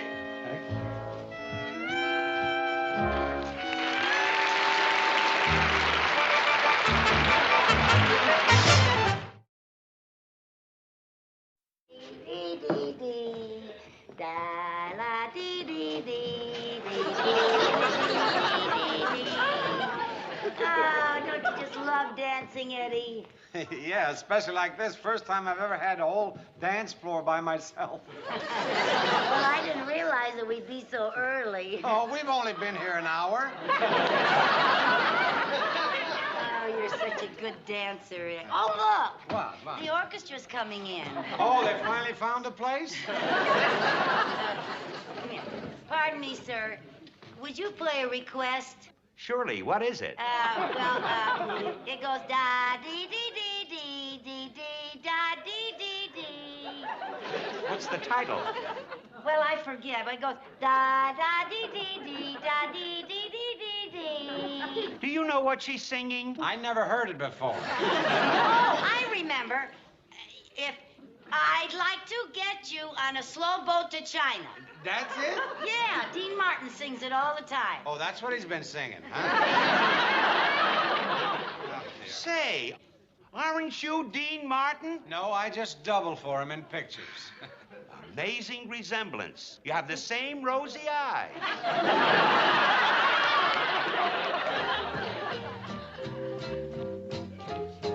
That's it. That's it. That's the one. Yeah.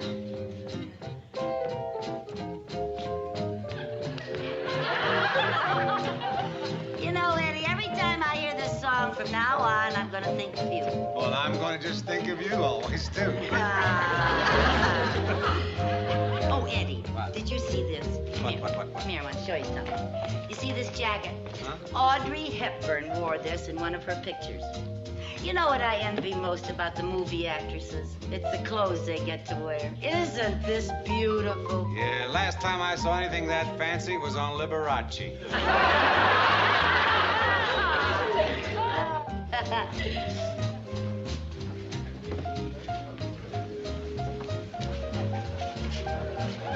But there's my secretary, Mrs. Carmichael. Oh, yes, and look who she's with. Mrs. Carmichael, Miss Carmichael. Oh, hello, Mr. Mooney. Hello, Mrs. Carmichael. You all know my secretary, Mrs. Carmichael. I do. And of course you know who this is. Oh, we're very honored to have you here. Mr. Martin, won't you have a cigar? I've always been a fan of yours, Dean. I just loved your last picture, Dean. Yeah, I wonder if you'd give me an autograph for my mother. You folks are making a little mistake. A mistake? Yes, Mr. Mooney. Mr. Mooney, this is Eddie Feldman. He's a double in pictures. He just looks like Dean Martin. Oh!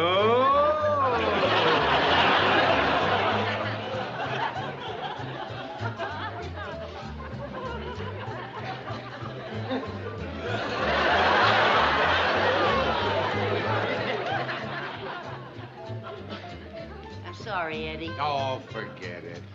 Would you care for a drink? I'll try and force one down.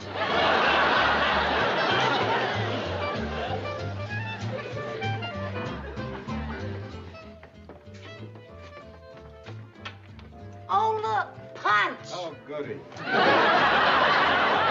Oh, look, fresh pineapple and cherries and papaya and strawberries. Beautiful. Oh, I should have brought my camera. Here you are. Oh, no, thanks. I'm driving. Oh, the air feels so good out here. It's so brisk. I got a little warm in there dancing. Yeah, well, that's a great way to catch cold. I'll get you a wrap. Oh, thank you, Eddie. Well, here's your wrap. Thank you, Eddie. Well, Eddie, this is yours. what? Eddie, I can't let you do this. Now, look, Dean likes to patronize this charity ball. He gave me the money and told me to make the purchase. But it's so expensive. It's deductible. But if Dean had you buy the coat, well, then you should give the coat to Dean. He looks lousy in beads. Besides, he'd only leave it at some bar. Well, now, maybe he doesn't care, but you must have someone special that you want to give it to. She's got it. Oh, Eddie. Oh, Eddie, thank you. It's all right. Oh, I've never had anything as nice as this in my whole life. Oh, Eddie, it fits me. Oh, it's so beautiful. Oh, could we go inside so that everyone could see me in it? Let's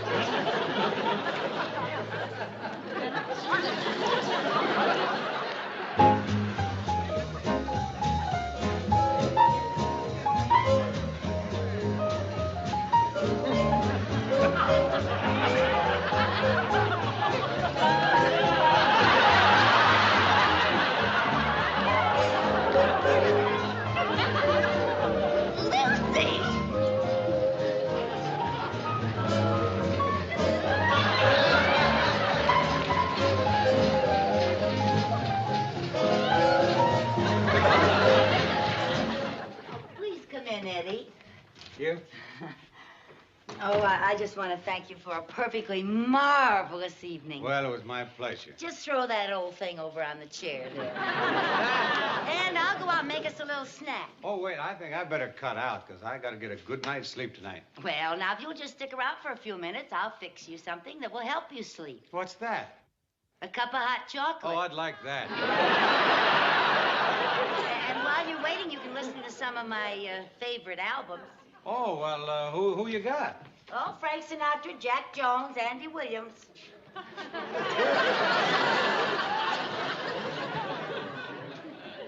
Well, I'm not too much of a record fan.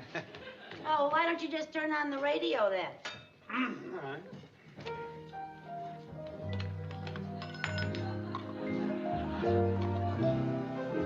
Everybody falls in love somehow. Something in your kiss just told me that sometime is now. Well, if I had you in my power, I'd arrange for every girl to have your charm. Then every minute, every hour,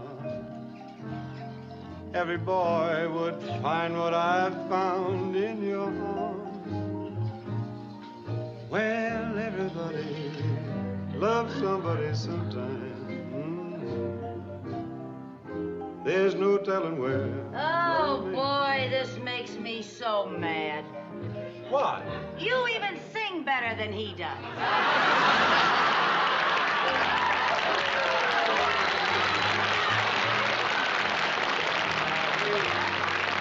You're just prejudiced. No, leave it to Hollywood to make a star out of the one with the least talent. Now, let's not get bitter. Maybe Dean doesn't have a lot of talent. Maybe he has been lucky, but it couldn't happen to a nicer guy. Well, I guess he does have his good points. And now, folks, we interrupt our music to bring you a news bulletin. Tonight, a real-life drama took place in the making of a motion picture. A horse ran away with Dean Martin's leading lady, and she was rescued by the heroic action of Dean Martin's double, Eddie Feldman.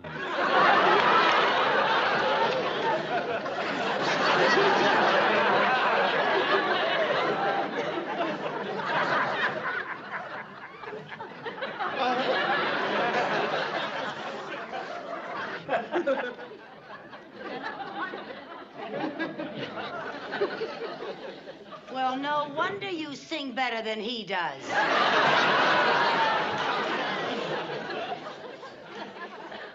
Now, look, honey, Eddie Feldman is a wonderful guy, and he found out he had to work tonight, and if he broke this engagement with you, you'd think he was some kind of a Hollywood phony, so I offered to take his place, that's all. Why didn't you tell me you were Dean Martin right off the bat? I'd have gone out with you anyway.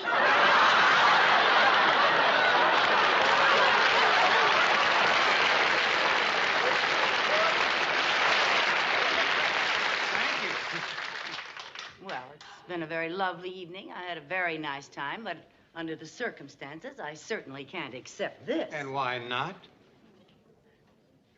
For one thing, you're married. You should give it to your wife. Sorry, Lucy, but you're stuck with it. Why? Well, if I took that home to my wife, she'd think I did something.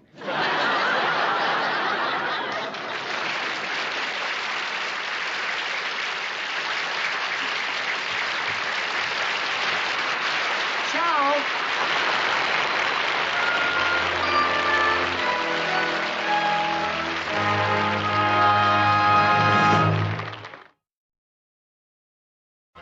We all know that to err is human and to forgive divine. And since I'm only human and you're so divine... Oh, he's not divine. Oh. Mr. Mooney's office. Oh, hi, Mary Jane. Yes, that was me you saw coming home in a bathrobe at 5 o'clock this morning.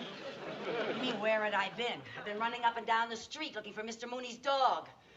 Yes, he left Nelson with me when he went out of town.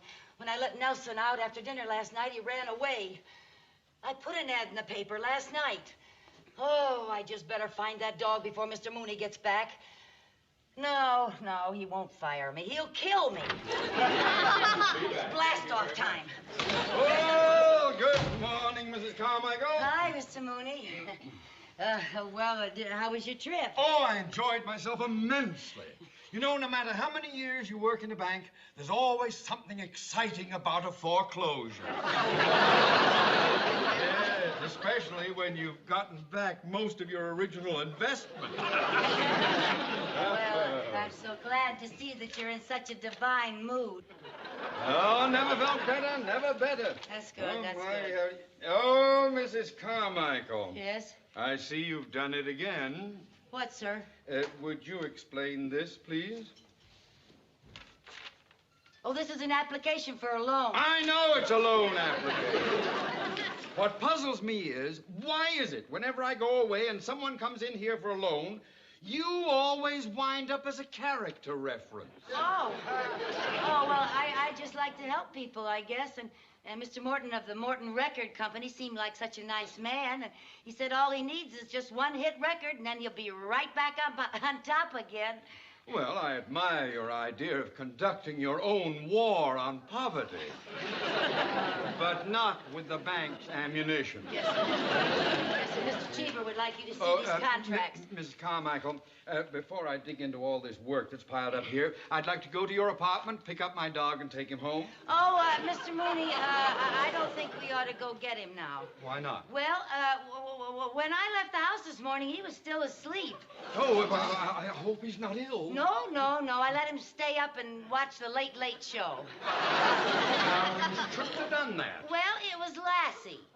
Oh, he loves Lassie. I just couldn't help giving in to him. You know what happens when he looks at you with those big brown eyes. Oh, I do. Oh, I've missed him so. You've no idea how anxious I am to see him again. Me too. I've grown very fond of Nelson, and I look forward to seeing him. Oh, that's nice. Oh, by the way. What? I hope you haven't mentioned a single word about my getting back today. To whom? To Nelson. When I walk into your apartment, I want it to be a complete surprise. Oh, well, it'll be a surprise, all right. But before we go to pick up Nelson, don't you think that you ought to let Mr. Cheever know that you're back? There's been an awful lot of business while you've been gone, that's a good big idea. deals are coming up. You know, Mrs. Carmichael, you're developing into a very dependable secretary. Oh, thank you. Oh, and I want you to accept this little $20 gift for taking such good care of my dog. Oh, thank you, Mr. Mooney, but I wouldn't feel right accepting that. Now, Nelson and I want you to have it. Yes. Now I'll tell Mr. Cheever that I'm back. Never mind. I'll get it. Hello. You calling in reference to what? Oh, well, I'll let you talk to Mrs. Carmichael. She's right here. Somebody calling about a lost dog. Hello? Oh, yes. Yes, a black and white sheepdog. Yes, that's him. Oh, I'm so glad you found him. A lost dog! All right. He's been found. What? No, don't get excited. Where did you say the dog is? Shady Acres Farm, Canoga Park. Thank you. I'll get out there right away. You bet you'll get out there right away. Mrs. Carmichael, if anything has happened to that dog... Nothing has. Hey, Mrs. Carmichael! I know.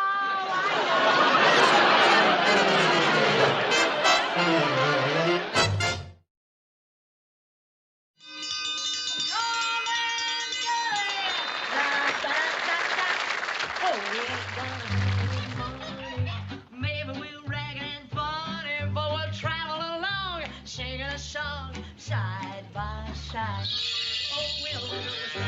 Oh, maybe it's trouble and sorrow, but we'll travel the road, sharing our load side by side. Head through all kinds of weather, now whatever sky should fall, as long as we're together, it doesn't matter at all when they've all had their woes and heart. We'll be the same as we started, traveling along, singing a song, side by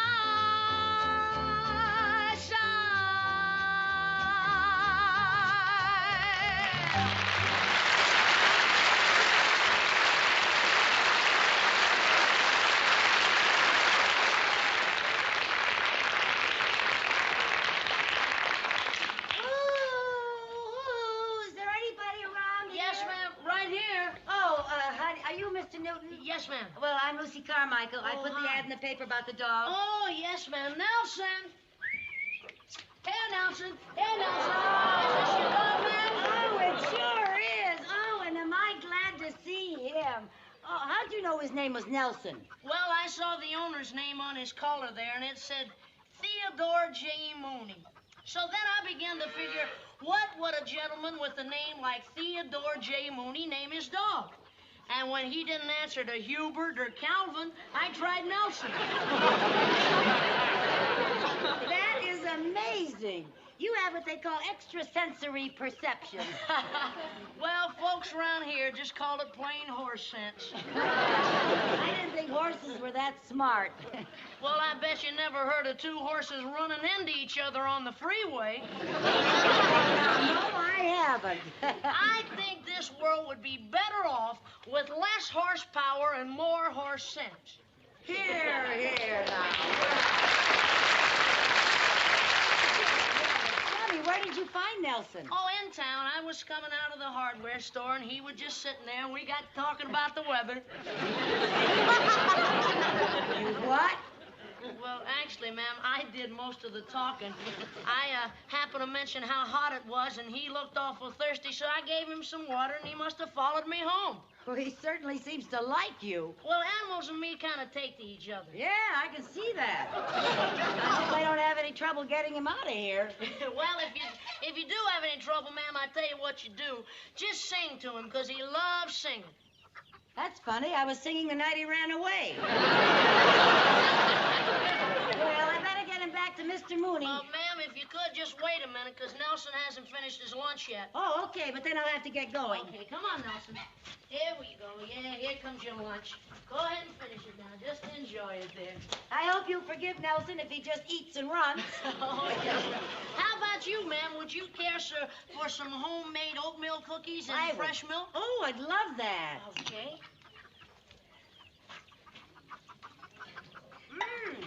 Oh, these are wonderful. Here you go, ma'am.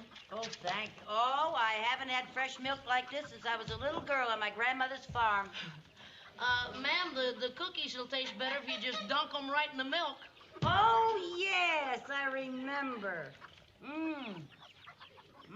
Oh, delicious. Delicious. I don't know why people frown on dunking, because the cookies and milk are going to get together anyway.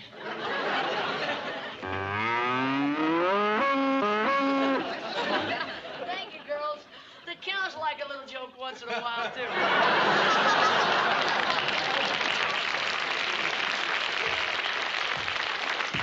You mean to tell me that they understand what you're saying? Well, they seem to know when I'm...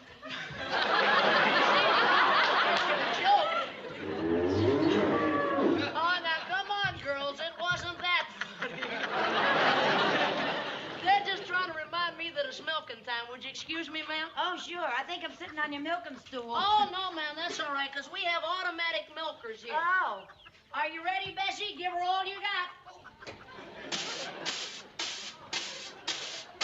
That milking machine has a pretty good beat, huh, ma'am? Sure has. Oh, what's the guitar for? Well, music makes cows give more milk. It does? Seems to. Ma'am, I could use that milking stool right now. Oh, what for? Well, I always prop my foot up on the milking stool when I play my guitar. Oh. What are you going to sing? Down by the old milk stream? That was a good one, huh, Bessie? Yeah. Now, I'm going to sing one of Bessie's favorite songs. Okay. Okay. My daddy gave a calf to me for a Christmas present once. I picked a little heifer out because both of us were runts. She never had no sense, but she grew up all right somehow. And when it comes to giving milk, she's an educated cow. Bessie the heifer, the queen of all the cows, gives more milk than any law allows. In the morning she gets pasteurized, at night she gives homogenized. Bessie the heifer, the queen of all the cows. I took her to a county fair to try to win a prize. She knew just what was going on. I saw it in her eyes. The contest made her nervous. She tried so hard to plead. And when I tried to milk her, all I got was cottage cheese. Bessie the heifer, the queen of all the cows. She gives more milk than any law allows. In the morning she gets pasteurized. At night she gives homogenized. Bessie the heifer, the queen of all the cows. I planted me a tater patch to try to earn some dough, to take a short vacation with some city folks I know. No one would milk that cow, no matter how hard I nag. So Pa took my vacation, leaving me to hold the bag. heifer, the queen of all the cows. Gives more milk than any law allows.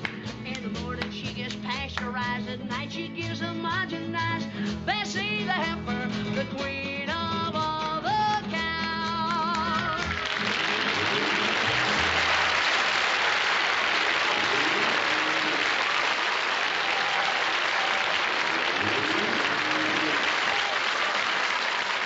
Oh, that is the cutest song I ever heard. And you know you have a very wonderful voice. Well, thank you, ma'am. Gee, I have got to tell Mr. Morton about your platter potential. Tell who about my what? Mr. Morton, he's the president of the Morton Record Company, and he's looking for a new recording star, somebody just like you. Oh, no, ma'am, I couldn't do anything. Now, you've got a wonderful voice, and you shouldn't let it go to waste. I'm going to ask him to come over here right now. Could I use a phone someplace? Well, yes, ma'am. There's one right on the other side of that post. Right down Right here? there, right here, ma'am. Right here? Yes, ma'am. Maybe I ought to send a message. Pardon me, please. The world still is the same. You'll never change it. As long as the stars shine up above, you're nobody until somebody loves you. Find yourself somebody. Hey, look about and find somebody. Find yourself somebody to love.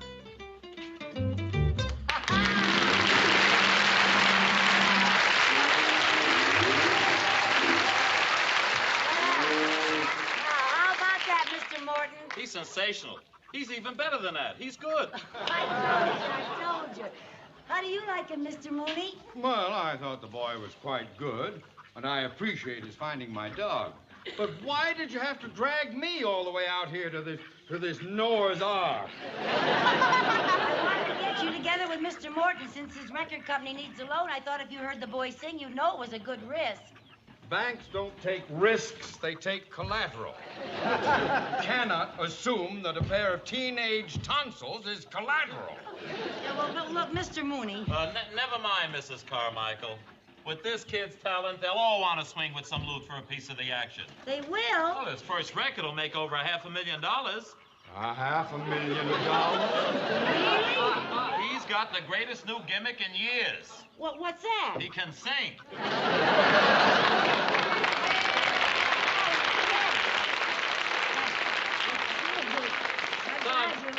Son, have you ever sung in front of an audience? Well, only once. When was that? Just now. Beautiful. A complete unknown. Just what the public loves. This kid's a gold mine. Yeah. Oh, Mr. Morton. Yes, Mr. Morton. Although the bank is somewhat reluctant to make a loan to a business as capricious as a record company, I see no reason why I couldn't personally invest in your gold mine, your protege. Mr. Mooney, I feel awkward accepting a loan from someone who doesn't understand the music business. Oh, well, now, just because I'm a banker doesn't mean I'm so square I couldn't swing with a little loot for a piece of the action. Mr. Mooney, to finance a recording would cost about 10 big ones. 10 big ones? 10,000. Ooh. Well, 10 big ones coming up. Yeah, now. Wayne, did you hear that? Isn't that wonderful? Mr. Mooney's buying a piece of you. Well, I just hope he gets a piece that sings.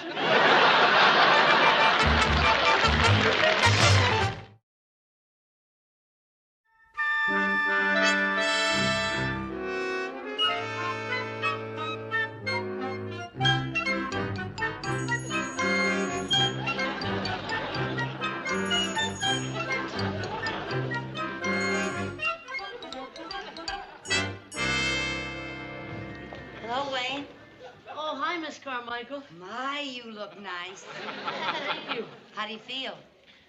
I'm about as nervous as a long-tailed cat in a room full of rocking chairs. Now, you just relax. Just pretend you're singing to your cows back home in your barn. Okay, I'll try. Okay. Hiya, son. Are you ready? I reckon I'm about as ready as I'll ever be. All right. Here's the mic. Now you just sing out. Okay. Now, Wayne, before we start, we're going to give you a little arpeggio. Oh, you better not do that, Mr. Morton. Why not? Because I'm still a minor.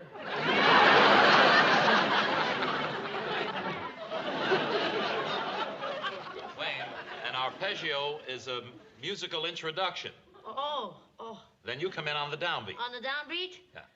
Okay. Okay, let's try it. Hit it, fellas.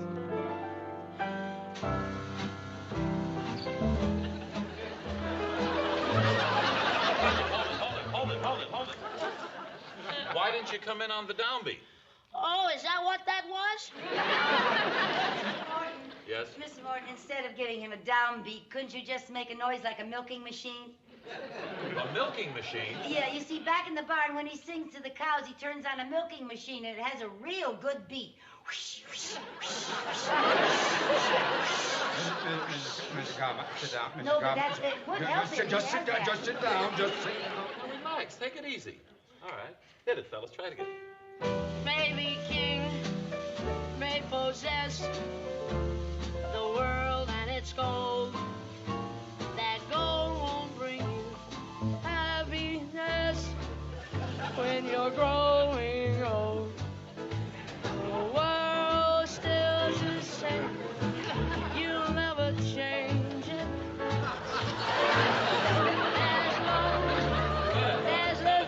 Cut it. Wayne, would you mind explaining what this is? Oh, well, I always put my foot up on the milking stool when I play the guitar. I don't mind a singer having mannerisms, but you're playing charades. Mr. Morton, what difference does it make what he does with his hands and his feet? He's making a record. Nobody will see him. There'll be disc jockeys here tonight. You want him to think he's some kind of a nut? Oh, well, just tell them to close their eyes and listen. Oh, it's no use, ma'am. I ain't gonna be able to sing tonight. What do you mean you can't sing tonight? Well, I'm sorry, Mr. Morton, but everything is so strange to me here. I feel about as much at home as a porcupine in a balloon factory. A porcupine in a balloon factory. That's funny. That is funny. That is about as funny as a hole in a parachute. Now, look, Mr. Morton, let's forget the whole thing. Just give me back my $10,000 now. What $10,000? How do you think I hired these musicians? Rented this studio, flying disc jockeys in from all over the country. Mrs. Carmichael, you're the cause of this. Oh, I was only trying to help somebody. Help somebody? You probably helped saddle General Custer's horse. Look, Wayne's just a little nervous now. He'll be all right. No, I won't. You see? Oh, if he doesn't sing tonight, I'll be ruined. You'll be ruined. I'm the one who's losing 10 big ones. Mr. Mooney, wait a minute. Oh, dear. Wayne, now look. It's still 2 hours before the disc jockeys get here. If I go out to your farm and I get your boots and your hat and your blue jeans and your guitar and anything else I could find, would that make you feel more comfortable? Well, yes, ma'am. That might make me feel better. Oh, that's the spirit. Now, you keep on rehearsing, and I'll be right back. Oh, ma'am. Yeah? Ma'am, don't forget my milking No, stool. I won't.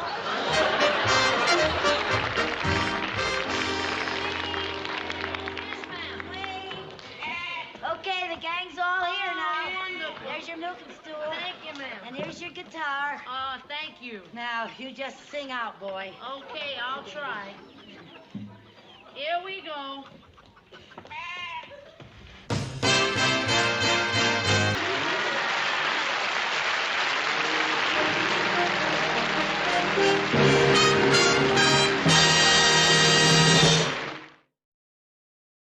Mr. Mooney's office.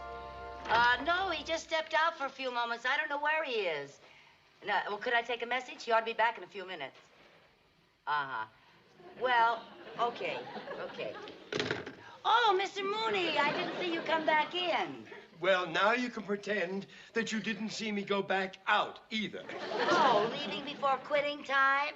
Shame on Mr. Mooney. Shame on Mr. Mooney. Please, knock it off, Mrs. Carmichael. Since you came to work here, I can't get away with a thing. No, I wouldn't snitch on you. Where are you going? None of your business. Why can't you tell me where you're going? Because it's my little hideaway. An oasis away from home. Just 2 hours on the freeway, and there it is. Remote, secluded, spectacular, and smog-free. Well, your own little hideaway. What's the name of the place? That is top secret. Well, if anything important comes up, I can always find out where you are from your wife. No, you can't, because that's who I'm hiding away from.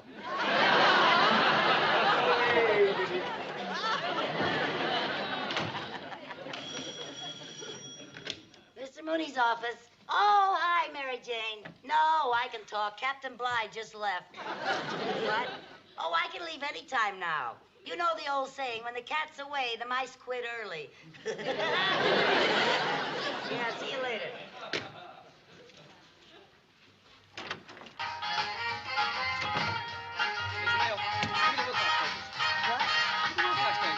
Turn that thing off. I can't hear anything. Now, what do you want? I was told to pick up the Wilcox escrow papers and be sure they were signed by Mr. Mooney. Wilcox escrow papers. Oh, yeah, here they are. Oh, good heavens. Mr. Mooney forgot to sign them. Oh, boy, is he in a jam. Not half as much as I am. I forgot to give them to him. Maybe I can catch him. No, I don't think so. Why not? I just saw him drive out the parking lot. Oh, dear. Where was he going? I don't know. He wouldn't tell me. All I know is that it's someplace just 2 hours on the freeway. Here's a newspaper. Let's check the resort section. That's a good idea. Wouldn't be in this first part, would it? Help wanted. I better say that. I might need them. Here it is. Here it is. Here's some. Now, this is the Tyrol room, the Roundup. No, that's right over here. That's Spanish Hacienda, Lazy Days. Oh, here's one. Only 2 hours from town. Fun and frolic in nature's wonderland. Enjoy golf, tennis, and horseback riding. Shady Nook Nudist Colony. You think he went to a nudist colony? Oh, not Mr. Mooney. He used to blush when he watched Naked City. See, now, we gotta find something that's just 2 hours from town. Well, I'd love to stay and help you, but I got work to do. Okay. Just 2 hours from town on the freeway. Hold it. An oasis away from home. It's the Tumbleweed Inn at Indian Rock. Remote, secluded, and smog-free. Those are the exact words Mr. Mooney used. Get a pen and write down the address. Okay.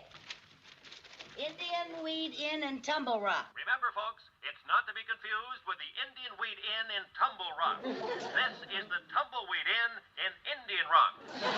Oh, thank you, thank you. You're welcome.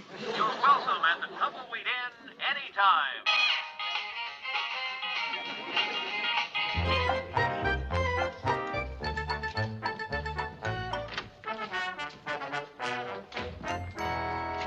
Well, howdy, Marm. I'm Tex Critter, the social director here. If you plan to stay, just put your X right there. Oh, no, I'm just looking for Mr. Mooney. Mooney? Mr. Mooney. Theodore J. Mooney. He's kind of stocky and dark, has a mustache, and never smiles, stern and dignified. Oh, you mean Hopalong. Hopalong? Yeah, he just checked in. He should be moseying around here someplace. There he is now. Hello, Hoppy. Mr. Mooney!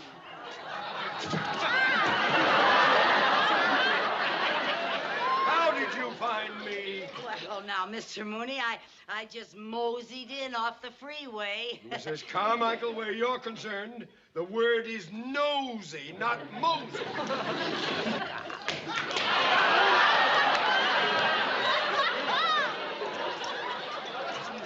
You don't understand. I had to find you. You left the bank without signing the Wilcox papers. Good heavens, the Wilcox papers? Yes, and they're very important. Oh, well, of course, a slip-up like that could cost me my job. I know. Yeah, well, give me the papers. I I'll have sign them. Okay. Have you got a pen? Yes, I have everything. Yes. Here. Thank you. Everything but the papers. Don't tell me you left them at the bank. Oh, I'm sorry. I'm sorry.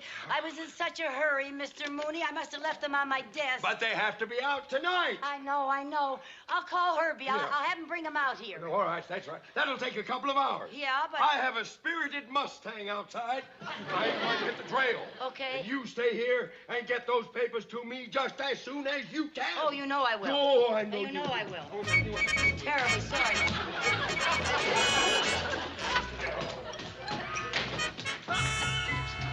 Here, where are you two varmints going? Don't worry, we'll be back in plenty of time, Mr. Critter. Come back here. We just wanted to check out our oil well again. Aye, doggies, you two young braves have been messing around with that oil well all summer.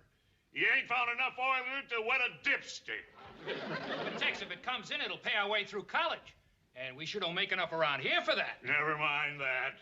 All right, go ahead. But be sure and be back in time for the ceremonial dance. Honest Injun will be there on time, in full costume, in war paint, the whole bit. Hey, wait a minute. By the way, why don't you do something different than the war dance? Why? The tourists always enjoy the war dance. Well, how come you never do the rain dance? Are you kidding? We can't do the rain dance. That's sacred to our tribe. That's one tradition they won't let us fool around with. As my father says, Nakawa waki shashani teki abaki. Well, what does that mean? Beats me. I never did dig that language. Now, look. There's one thing I don't understand. Your father is the chief, and your father is the medicine man. How come two sharp college kids like you can't talk them into changing their customs? Tex, you know how the old boys are. They're orthodox. Yeah, well, all right. I don't want you to come around the hotel looking like this. When you're around the guests, I want you to look like Indians and talk like Indians. We understand. We got to keep 'em public image. Ugh! Let's go, Dick. All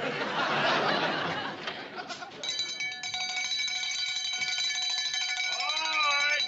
Come on, you nature lovers. Time for the hike. Move out now. Say, what about you, little maverick? Ain't you come along with old Uncle Tex? Well, no, thanks. I'm waiting for some very important papers. They're coming out by messenger. Oh, well, now that's too bad, because you're going to miss all the fun. Well, thanks, anyway. All right. Get 'em up and move 'em out! All right, there. On the hike, all of you. Let's go. Rusty Daisy!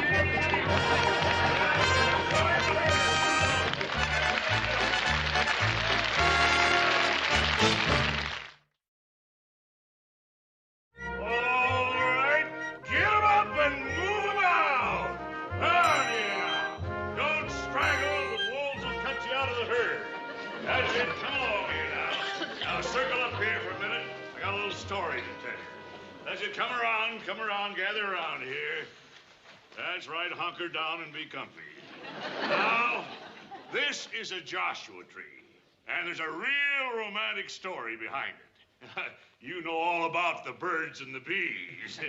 Well, this is a love triangle between two Joshua trees and a little bee called the Joshua Tree Bee.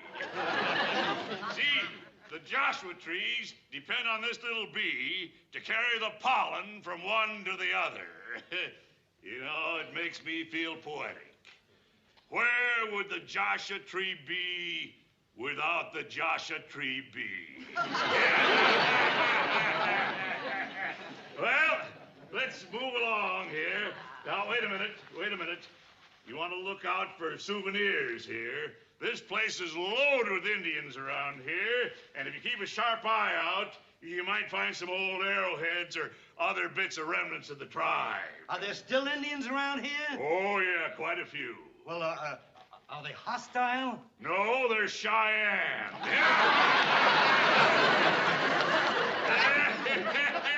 Get 'em up and move 'em out! Well, howdy there, little lady. Decided to join us after all, huh? No, I'm just looking for my boss. I finally got those papers that he's supposed to sign. Have you seen Mr. Mooney? Mooney? Hop along. Oh, Hockey! He went that way. Get him up and move him out!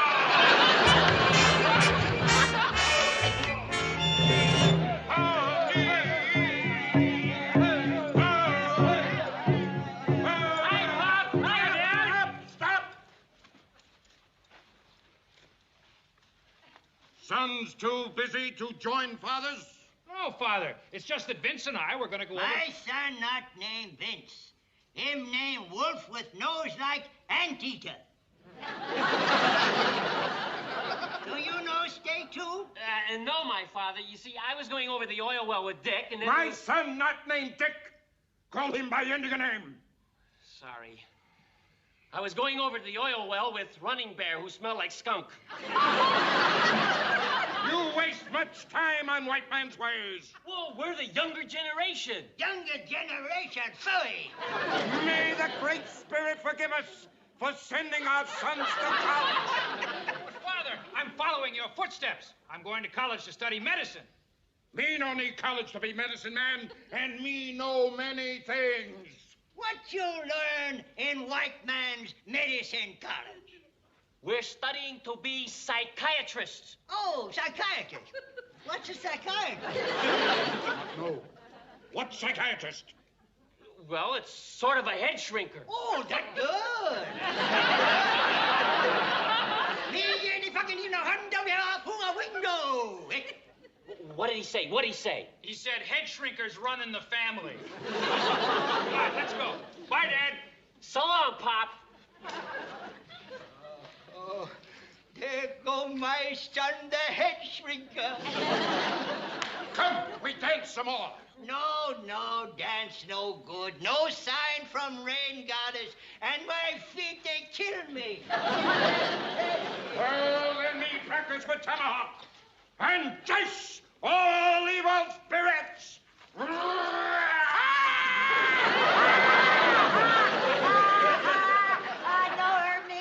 hurt me. Me good friend of Indian. Me always root for Indian to win on Late Show. Me love Indian. Me hate John Wayne. What you want, white squaw with fire in hair? Well, me lost. How do I get 'em back to pale-faced big wigwam with many room? Oh, the hotel. Where you just follow the shadow of the flying arrow. And you come to grave of all water. Follow grave of all water. Follow grave of all water. Rest. Why do I rest? My feet are killing me. You go on. Follow grave of all water. You come to Topless Mountain. Turn left ear. Follow nose. Go. You go now. Oh, me go now. You no go. Why, he say I yes go. Yes. Why you say she no go? Yeah, why you say I no go? She rain goddess. Huh? You crazy. You know rain goddess. You drinking fire water again? She rain goddess. You look again with closer eye. I look good. Holy smoke signal. She rain goddess, all right. Many moons we wait for rain goddess, and now she comes. Look, fellas, this is all a big mistake. I am no rain goddess. Oh, you yes, rain goddess. You got me mixed up with somebody else. I'm no rain goddess. I even have trouble turning on my shower. No mixed up. You rain goddess, all right. Look.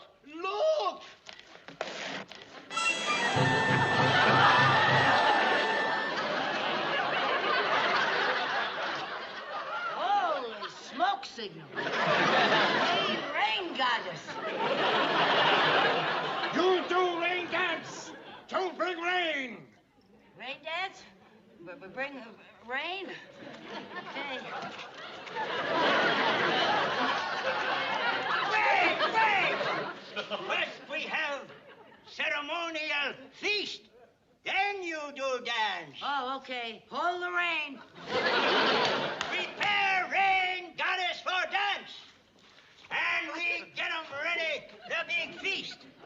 Swifty girl! Swifty girl! You hunt fresh game for big feast. Go!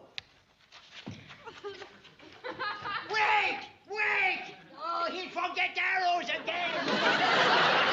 Younger generation, fooey!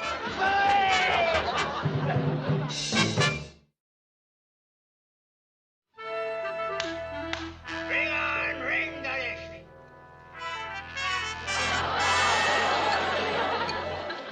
You sit in place of honor, ring, Goddess! Fellas, I keep telling you, you're making a big mistake. Down! Yes, sir. Now you eat 'em. Ceremonial feast. Eat!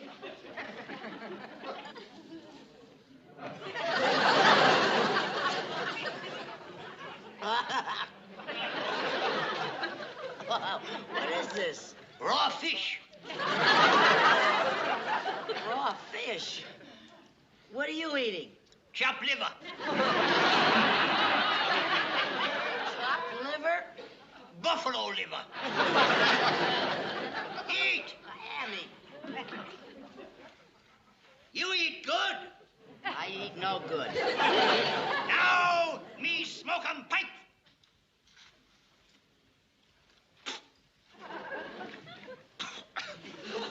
Oh, that's a pretty pipe, Chief. Did you make it yourself? No. Me get 'em for Father's Day. Now you smoke 'em pipe. No, thanks. I don't indulge. Smoke 'em!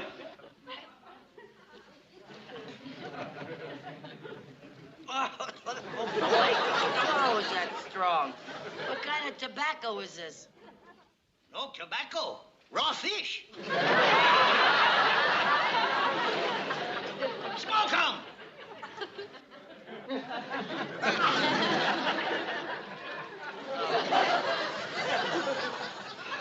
Oh, you real rain goddess. Your face turn all color like rainbow. Here, drink, drink.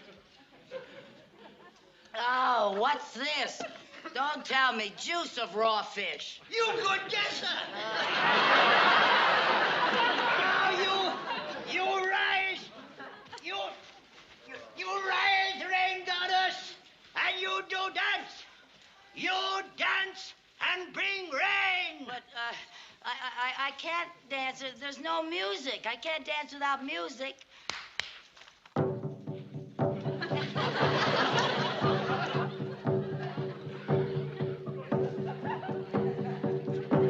Look, do you know stormy weather? No. How about April showers? Singing in the rain? Oh, it goes like this. I'm singing in the rain.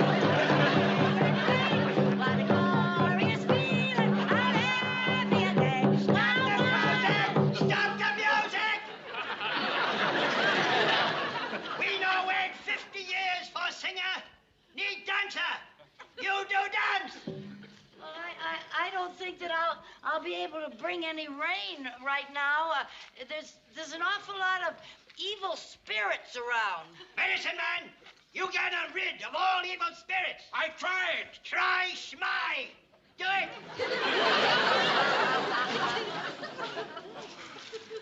Oh, look. Look. His evil spirit. Who's the medicine man? So I missed one. Evil spirit. Evil spirit. Oh. Hi, Mr. Mooney. Mrs. Carmichael? What are you doing here? I've been looking all over for you. What is the meaning of that get-up? I'm a rain goddess. What? You a rain goddess? If you're a rain goddess, I'm an evil spirit. Yeah, well, now you're getting the idea. Oh, now you must be kidding. Oh, my. You a rain goddess? Yeah, that's what they think. And they want me to dance and make it rain. Oh, let's get out of here. Tie up, people, spirit! Tie up, people, Oh, spirit! wait, now, wait. Hey, fellas. Hey, look, aren't we a little old to be playing cowboys and Indians? I mean, Don't play 'em games. Oh? You evil spirit. She rain goddess. If rain goddess no bring rain, bad things happen to both of you. Bad things? What kind of bad things? We burn 'em you at stake. Her head we chop off. Chop, chop, chop. I'll trade you my chop for your steak. Mrs. Carmichael, this is no time for jokes. Now do something about that rain dance. I don't know how to make it rain. I don't know how to do a rain dance. Well, try.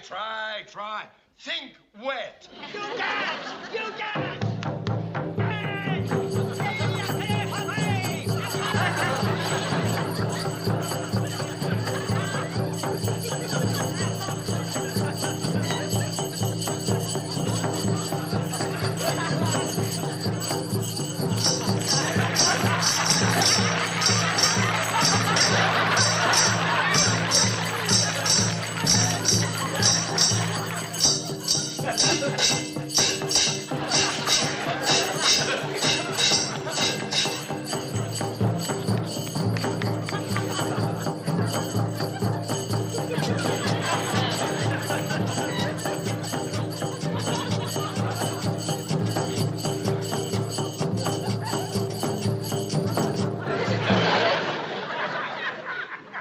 How am I doing? You're not thinking wet enough. Ignorant!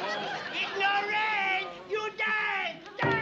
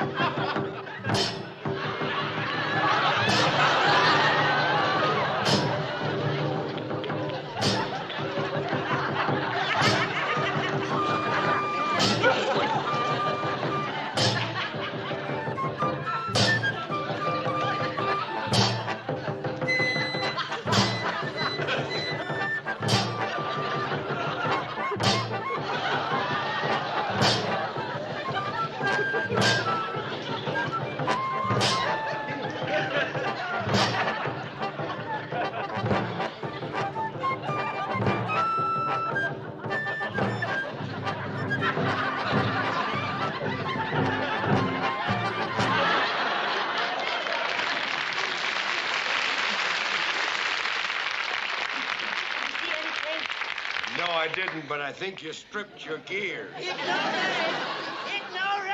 I can't make it rain. I don't know how to make it.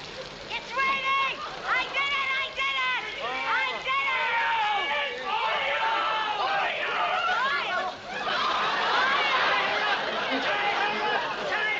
Why? You struck oil! You struck oil! Oil no good! Put us in higher tax bracket!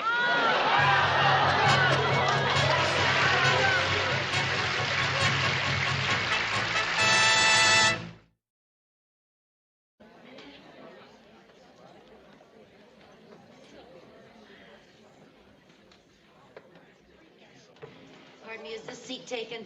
No, I don't think so. Oh, thank goodness. Oh, I'm sure glad I could get here. Art Linkletter is my very favorite. I think he's just wonderful. Personally, I can take him or leave him. If you feel that way, what are you doing here? I was out shopping, it was hot, and my feet were killing me. And here he is, ladies and gentlemen, the star of our show, Art Linkletter.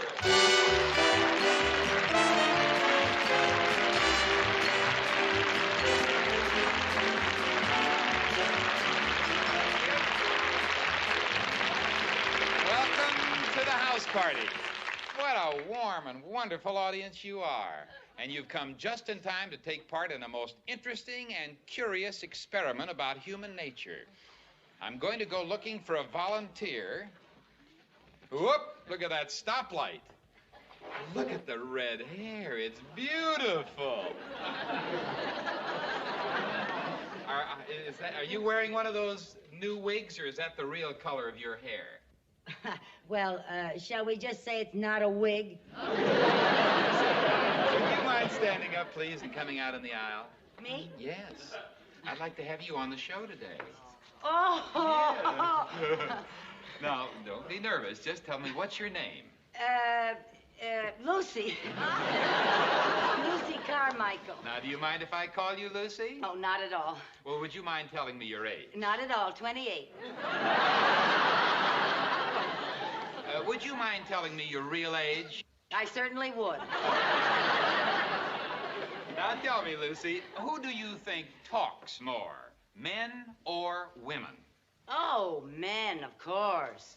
They talk much more than women. You think Women so? might have the reputation, but it's really just a false impression as far as I'm concerned. Well, Men are always talking about something, about business or baseball. Any see. subject you Well, name, they start talking, and you just can't get a word in edgewise. I Politics, fishing tackle, guns, cars, or they just talk about themselves. That's Seems to me there's no comparison between the two, actually. Whenever I go out with a man, it's just a matter of sitting there and listening to him talk. Just the other day, I would... Well, goodbye, folks. Our time's up for today. Lucy, this is just a half-hour program. Oh, I'm sorry. And she thinks that men talk more than women. Let's find out, shall we? How would you like to earn $200? $200? Oh, boy, I'd love that. Well, I'll give you $200 if, for 24 hours, you don't talk. You don't say a word, you can't utter a sound. Not a sound? And you can't let anybody know why you're not talking. Oh. You can't write any notes. No notes? No notes. Think you can do it? Oh, yeah. Yes, I think I can. You do? Well, now, not that we don't trust you, but I think I'd better pick a volunteer out of our audience to kind of watch and report back to me if you do say a word or make a... Hey, you know she'll have to stay with you the whole 24 hours, eat with you, work with you, do everything with you? Oh? Well, I have a very small bathtub. Well, you'll get along, I'm sure. How about you, miss? Right over here. Would you stand up? Me? Yes. Did you two come in? You don't know each other? No. No. Would you be able to spend 24 hours with Lucy? Well, if the price is right. Oh, I think it will be, because in the event that Lucy says anything or makes even one sound, she'll forfeit the $200 and you will get $400. Oh, you got yourself a stool pigeon. I'll do it. All right, that's fine, Miss... Cosgrove, Ruth. Ruth Lu- Cosgrove. Lucy, Ruth. How do you do? I Nice hope to you know will you. be very happy together for the 24 hours. Now, Lucy, get ready, if you'll excuse the expression, to shut up. Because the 24 hours starts in just 10 seconds. Oh, well, I'm just on my lunch hour. I got to get back to the bank, but I'm off tomorrow. Can't I do it then? Oh, no. The 24 hours starts right now. You think we're being a little rough on Lucy? I'll tell you what we're going to do. We'll give her a little leeway. Lucy, during the 24 hours, should an emergency arise, you know, some extreme necessity, you can say one word, but just one word. Okay? Okay. That was it.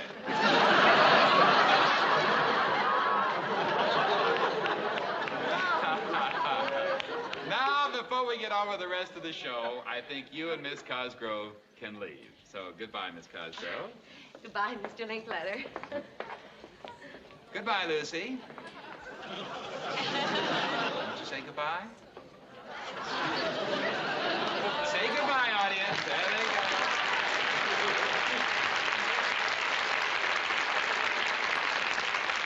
Now that they're gone, I have a couple of secrets to let you in on. In the first place, we have a few delightful surprises planned for her in her apartment tonight. Then, in the second place, Miss Cosgrove is an actress who works for me.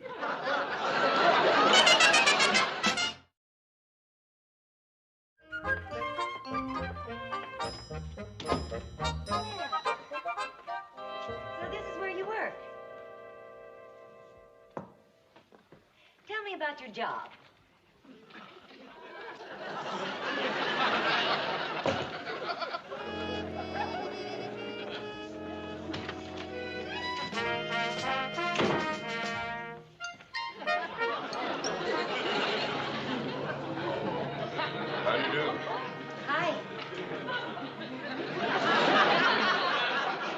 Mrs. Carmichael, do you know where the escrow papers are for the Bradbury account?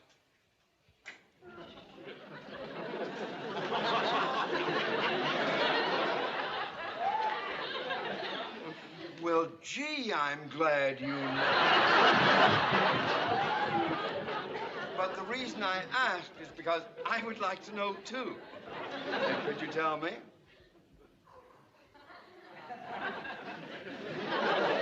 I see it's going to be your little secret. Now, Mrs. Carmichael, why can't you tell me where the escrow papers are for the Bradbury account?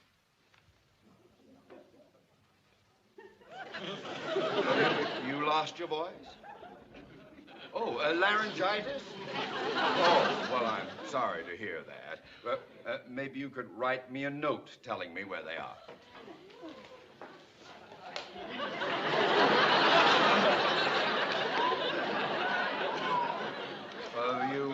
You hurt your arm?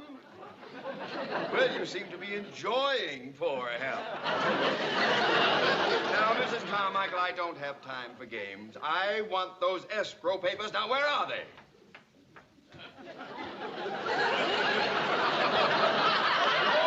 Oh, they're downstairs. Well, good. I'll call and have them sent out.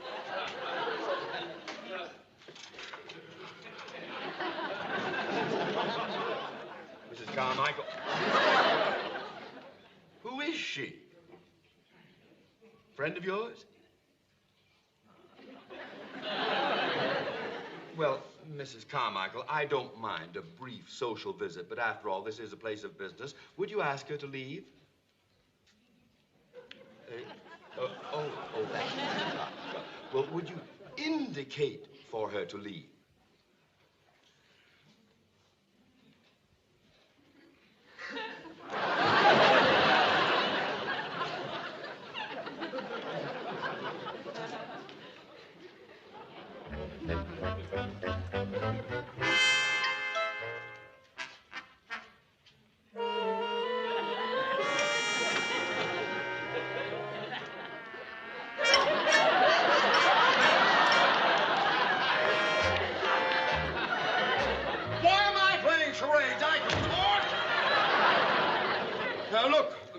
I don't like to appear rude, but couldn't you visit Mrs. Carmichael at her apartment? This is a place of business.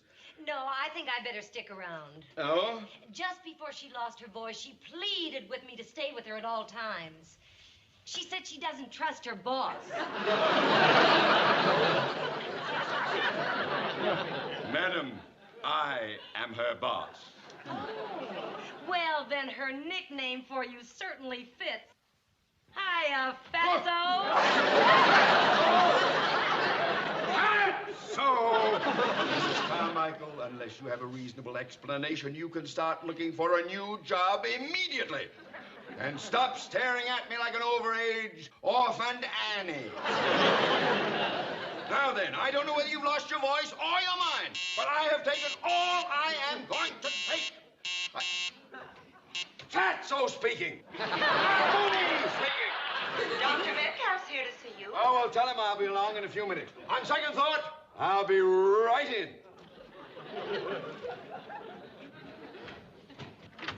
Oh, and Doctor, before we transact our business, would you step in here a minute, please?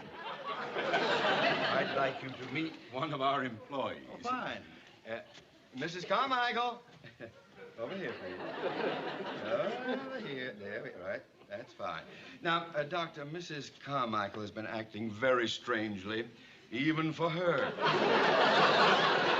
She seems to have a bad case of laryngitis. Yeah. I wonder if you could give her a quick look, please. Well, of course. Thank you, Doctor. Now, Mrs. Carmichael, I'm just going to look at your throat. It won't hurt at all. Mrs. Carmichael, would you please have a seat? I run across this on occasion. She probably never overcame her fear of doctors when she was a child. Yeah. Well, now, Mrs. Carmichael, this is not the bogeyman, and heaven knows it's been a long, long time since you were a child. Now sit! Mrs. Carmichael, would you please say ah? Well, at least open your mouth. Mr. Mooney, sometimes cases like this are psychosomatic. Psychosomatic? Yes. In other words, it's not anything physical, but something in her mind.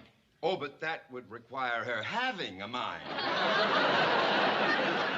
It could be a recent shock of some kind, or possibly her subconscious recalled a frightening experience when she was a child. Oh, you were frightened when you were a child. Tell us about it. Bringing the cause out into the open might effect a cure.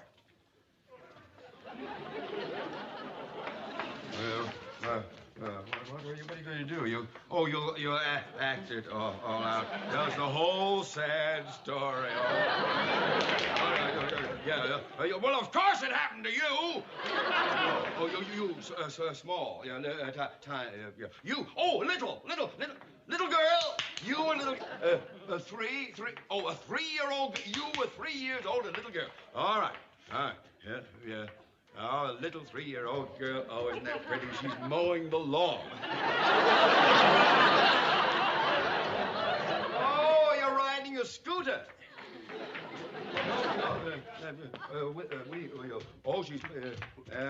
I know, you're pushing a carriage. Wheeling a baby carriage. I was going to say that. All right. Now, little girl, 3 years, and the baby carriage is yesterday, and you lift it up, and something in it. Oh, yeah, something. Your baby brother is in it. Your baby sister. Well, what's in the carriage? What? A robot. I don't know. I know! Your father, he was drunk!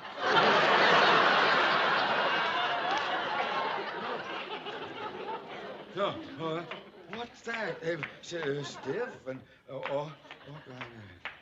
don't know. A doll. You were wheeling a doll in your baby carriage. Who said you could play? All right. Now, the whole thing. Now, you're a little girl, 3 years old, pushing the baby carriage with the doll in the baby carriage, and she's gay and happy and going along. I wonder where she's got... Oh, she stopped. She sees something. What does she see? Oh, what? Seeing something. You're looking at something. Gazing through the bushes. The bushes? No, Venetian blinds. Bars, looking through bars. Looking through bars, You were in jail! Behind the bars. All right. Well, behind the bars, what does she see? Oh, that's easy, a monkey! A monkey! Hey, stretching. Monkey doing it. Oh, he's itching and he's doing exercise. He's a restless monkey. A gorilla! Gorilla behind bars, and you were at the zoo! Wonderful. All right, now the whole thing. The little girl with the pram and the little doll in the carriage. She's going to the zoo, and she pushes the carriage up, and she stops. Now, she sees the gorilla. The gorilla in the cage. The gorilla grabbed her. No. The doll! The gorilla grabbed your doll! I said it first!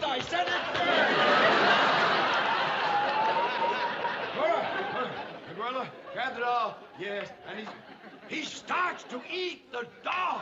Oh, he tears it limb from limb, the legs, the arm. Oh, he enjoyed it. He loved it.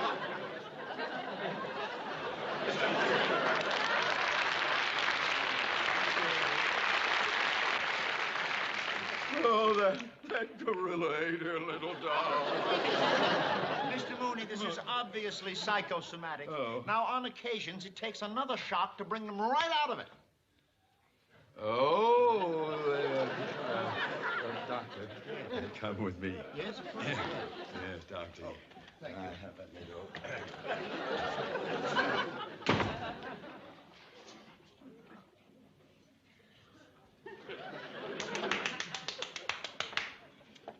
Quite a performance. And just think, only 23 more hours to go without saying a word.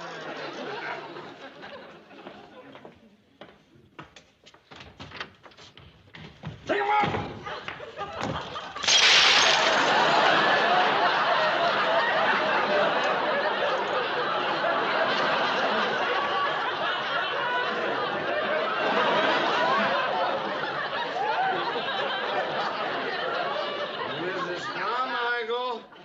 You're fired.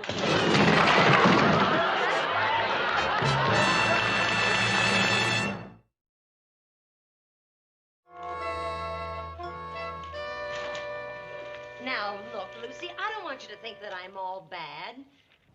After all, if I can get you to talk, I get $400. But I like you. It's nothing personal. I really do like you. Well, just to show you how much I like you, I bought myself a beautiful makeup case today, and I want you to have it.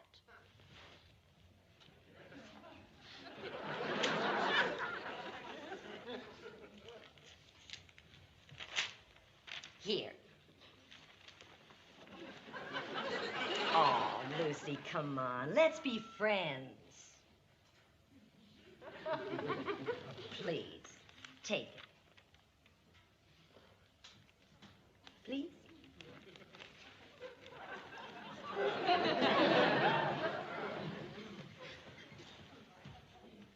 Come on.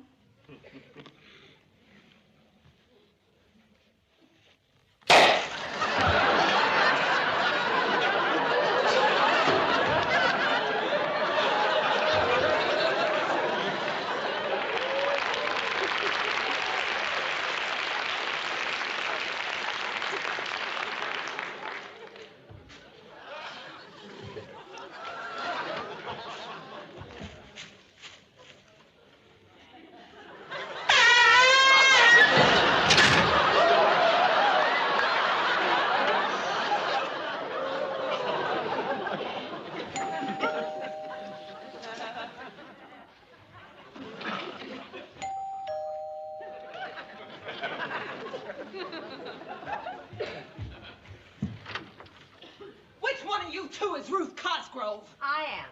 I want to thank you, Miss Cosgrove, for telephoning me. So you're Lucy Carmichael, huh? How dare you try and steal my husband? You red-headed hussy! You homewrecker, you ought to be ashamed of yourself. Yes, you ought to be ashamed of yourself. Listen, if you really want my husband, honey, you can have him.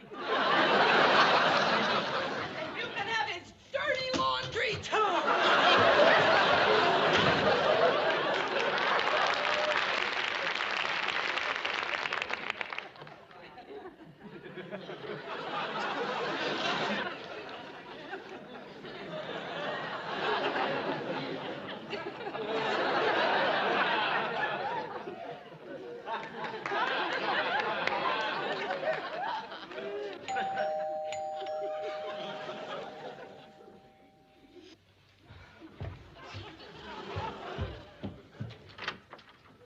Does a Lucy Carmichael live here? I'm from the Acme Pet Shop. We have something for you. Come on, Hilda. Say hello to your new mommy.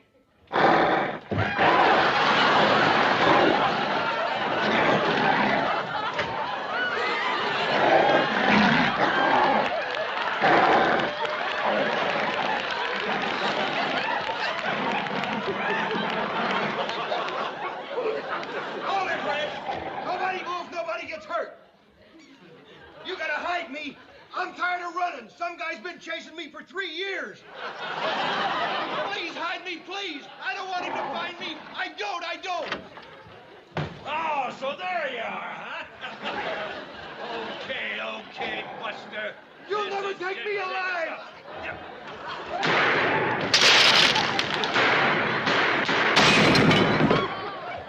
Get out of the way, lady.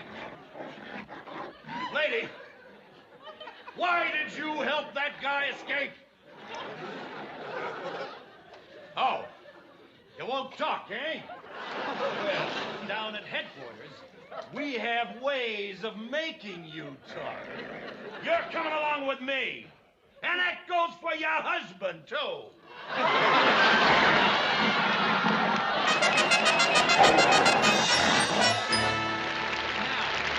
Remember the little experiment we tried yesterday? What an experiment it's been. We picked a lady out of the audience, Lucy Carmichael. She was not to talk or utter a sound for 24 hours. And now we're going to find out whether she made it or not. Would you step out here, ladies, please? Oh, my. She looks a little bedraggled, and I understand she even spent a night in jail. But the question we're all interested in, has she kept her mouth shut so far? Ruth, has she? She certainly has. Oh, what's that? I timed up. Oh, boy, I made it. I made it, Wait a Yippee. minute. I made it. I Hold won. it. What do you mean? What is this? My alarm clock. I set it for when my 24 hours was up, and I won. Oh, Lucy, this is terrible. This is awful. What's awful? According to my watch, which is the official time, you still have 3 minutes to go. Oh, no, that's impossible. My alarm clock's always right. It's never fast. It is now. I set it 3 minutes ahead. Oh, no! That's the meanest thing I ever heard Don't of. hit her, Lucy. You get the money. You win. That was just a trick we pulled. Oh, a trick. That's right. Miss Cosgrove is actually a member of my staff. Oh, no. Yes, and so are all the other people you met in your apartment last night. Ruth, say goodbye to Lucy. Goodbye, Lucy, and forgive me. All right, I forgive you. Bye. Congratulations, Lucy. You did it. Of course, you lost your job while you were yes, doing it. I did. Well, we can fix that. Mr. Mooney, would you step out, please, sir? Is Mr. Mooney here? Yes, he's right here. We explained it all to Mr. Mooney, and he has something to tell you. Hello, Mrs. Oh. Mrs. Carmichael, under the circumstances, you can have your job back. Oh, thank you, Mr. Mooney. By the way, Mr. Mooney, you look like a good sport. How would you like to try a little experiment and win some money, huh? Oh, the money, you're fine. Good, yes. I understand that on occasion you get a little upset with Lucy. Oh, you can say that again. Tut. Now, Mr. Mooney, if you can keep your temper and not get peeved at her for 24 hours, you'll win $200. But if you as much as raise your voice to her during that time, she will get the $200, okay? Fine. Time starts right now. Good luck, Fatso. Fatso!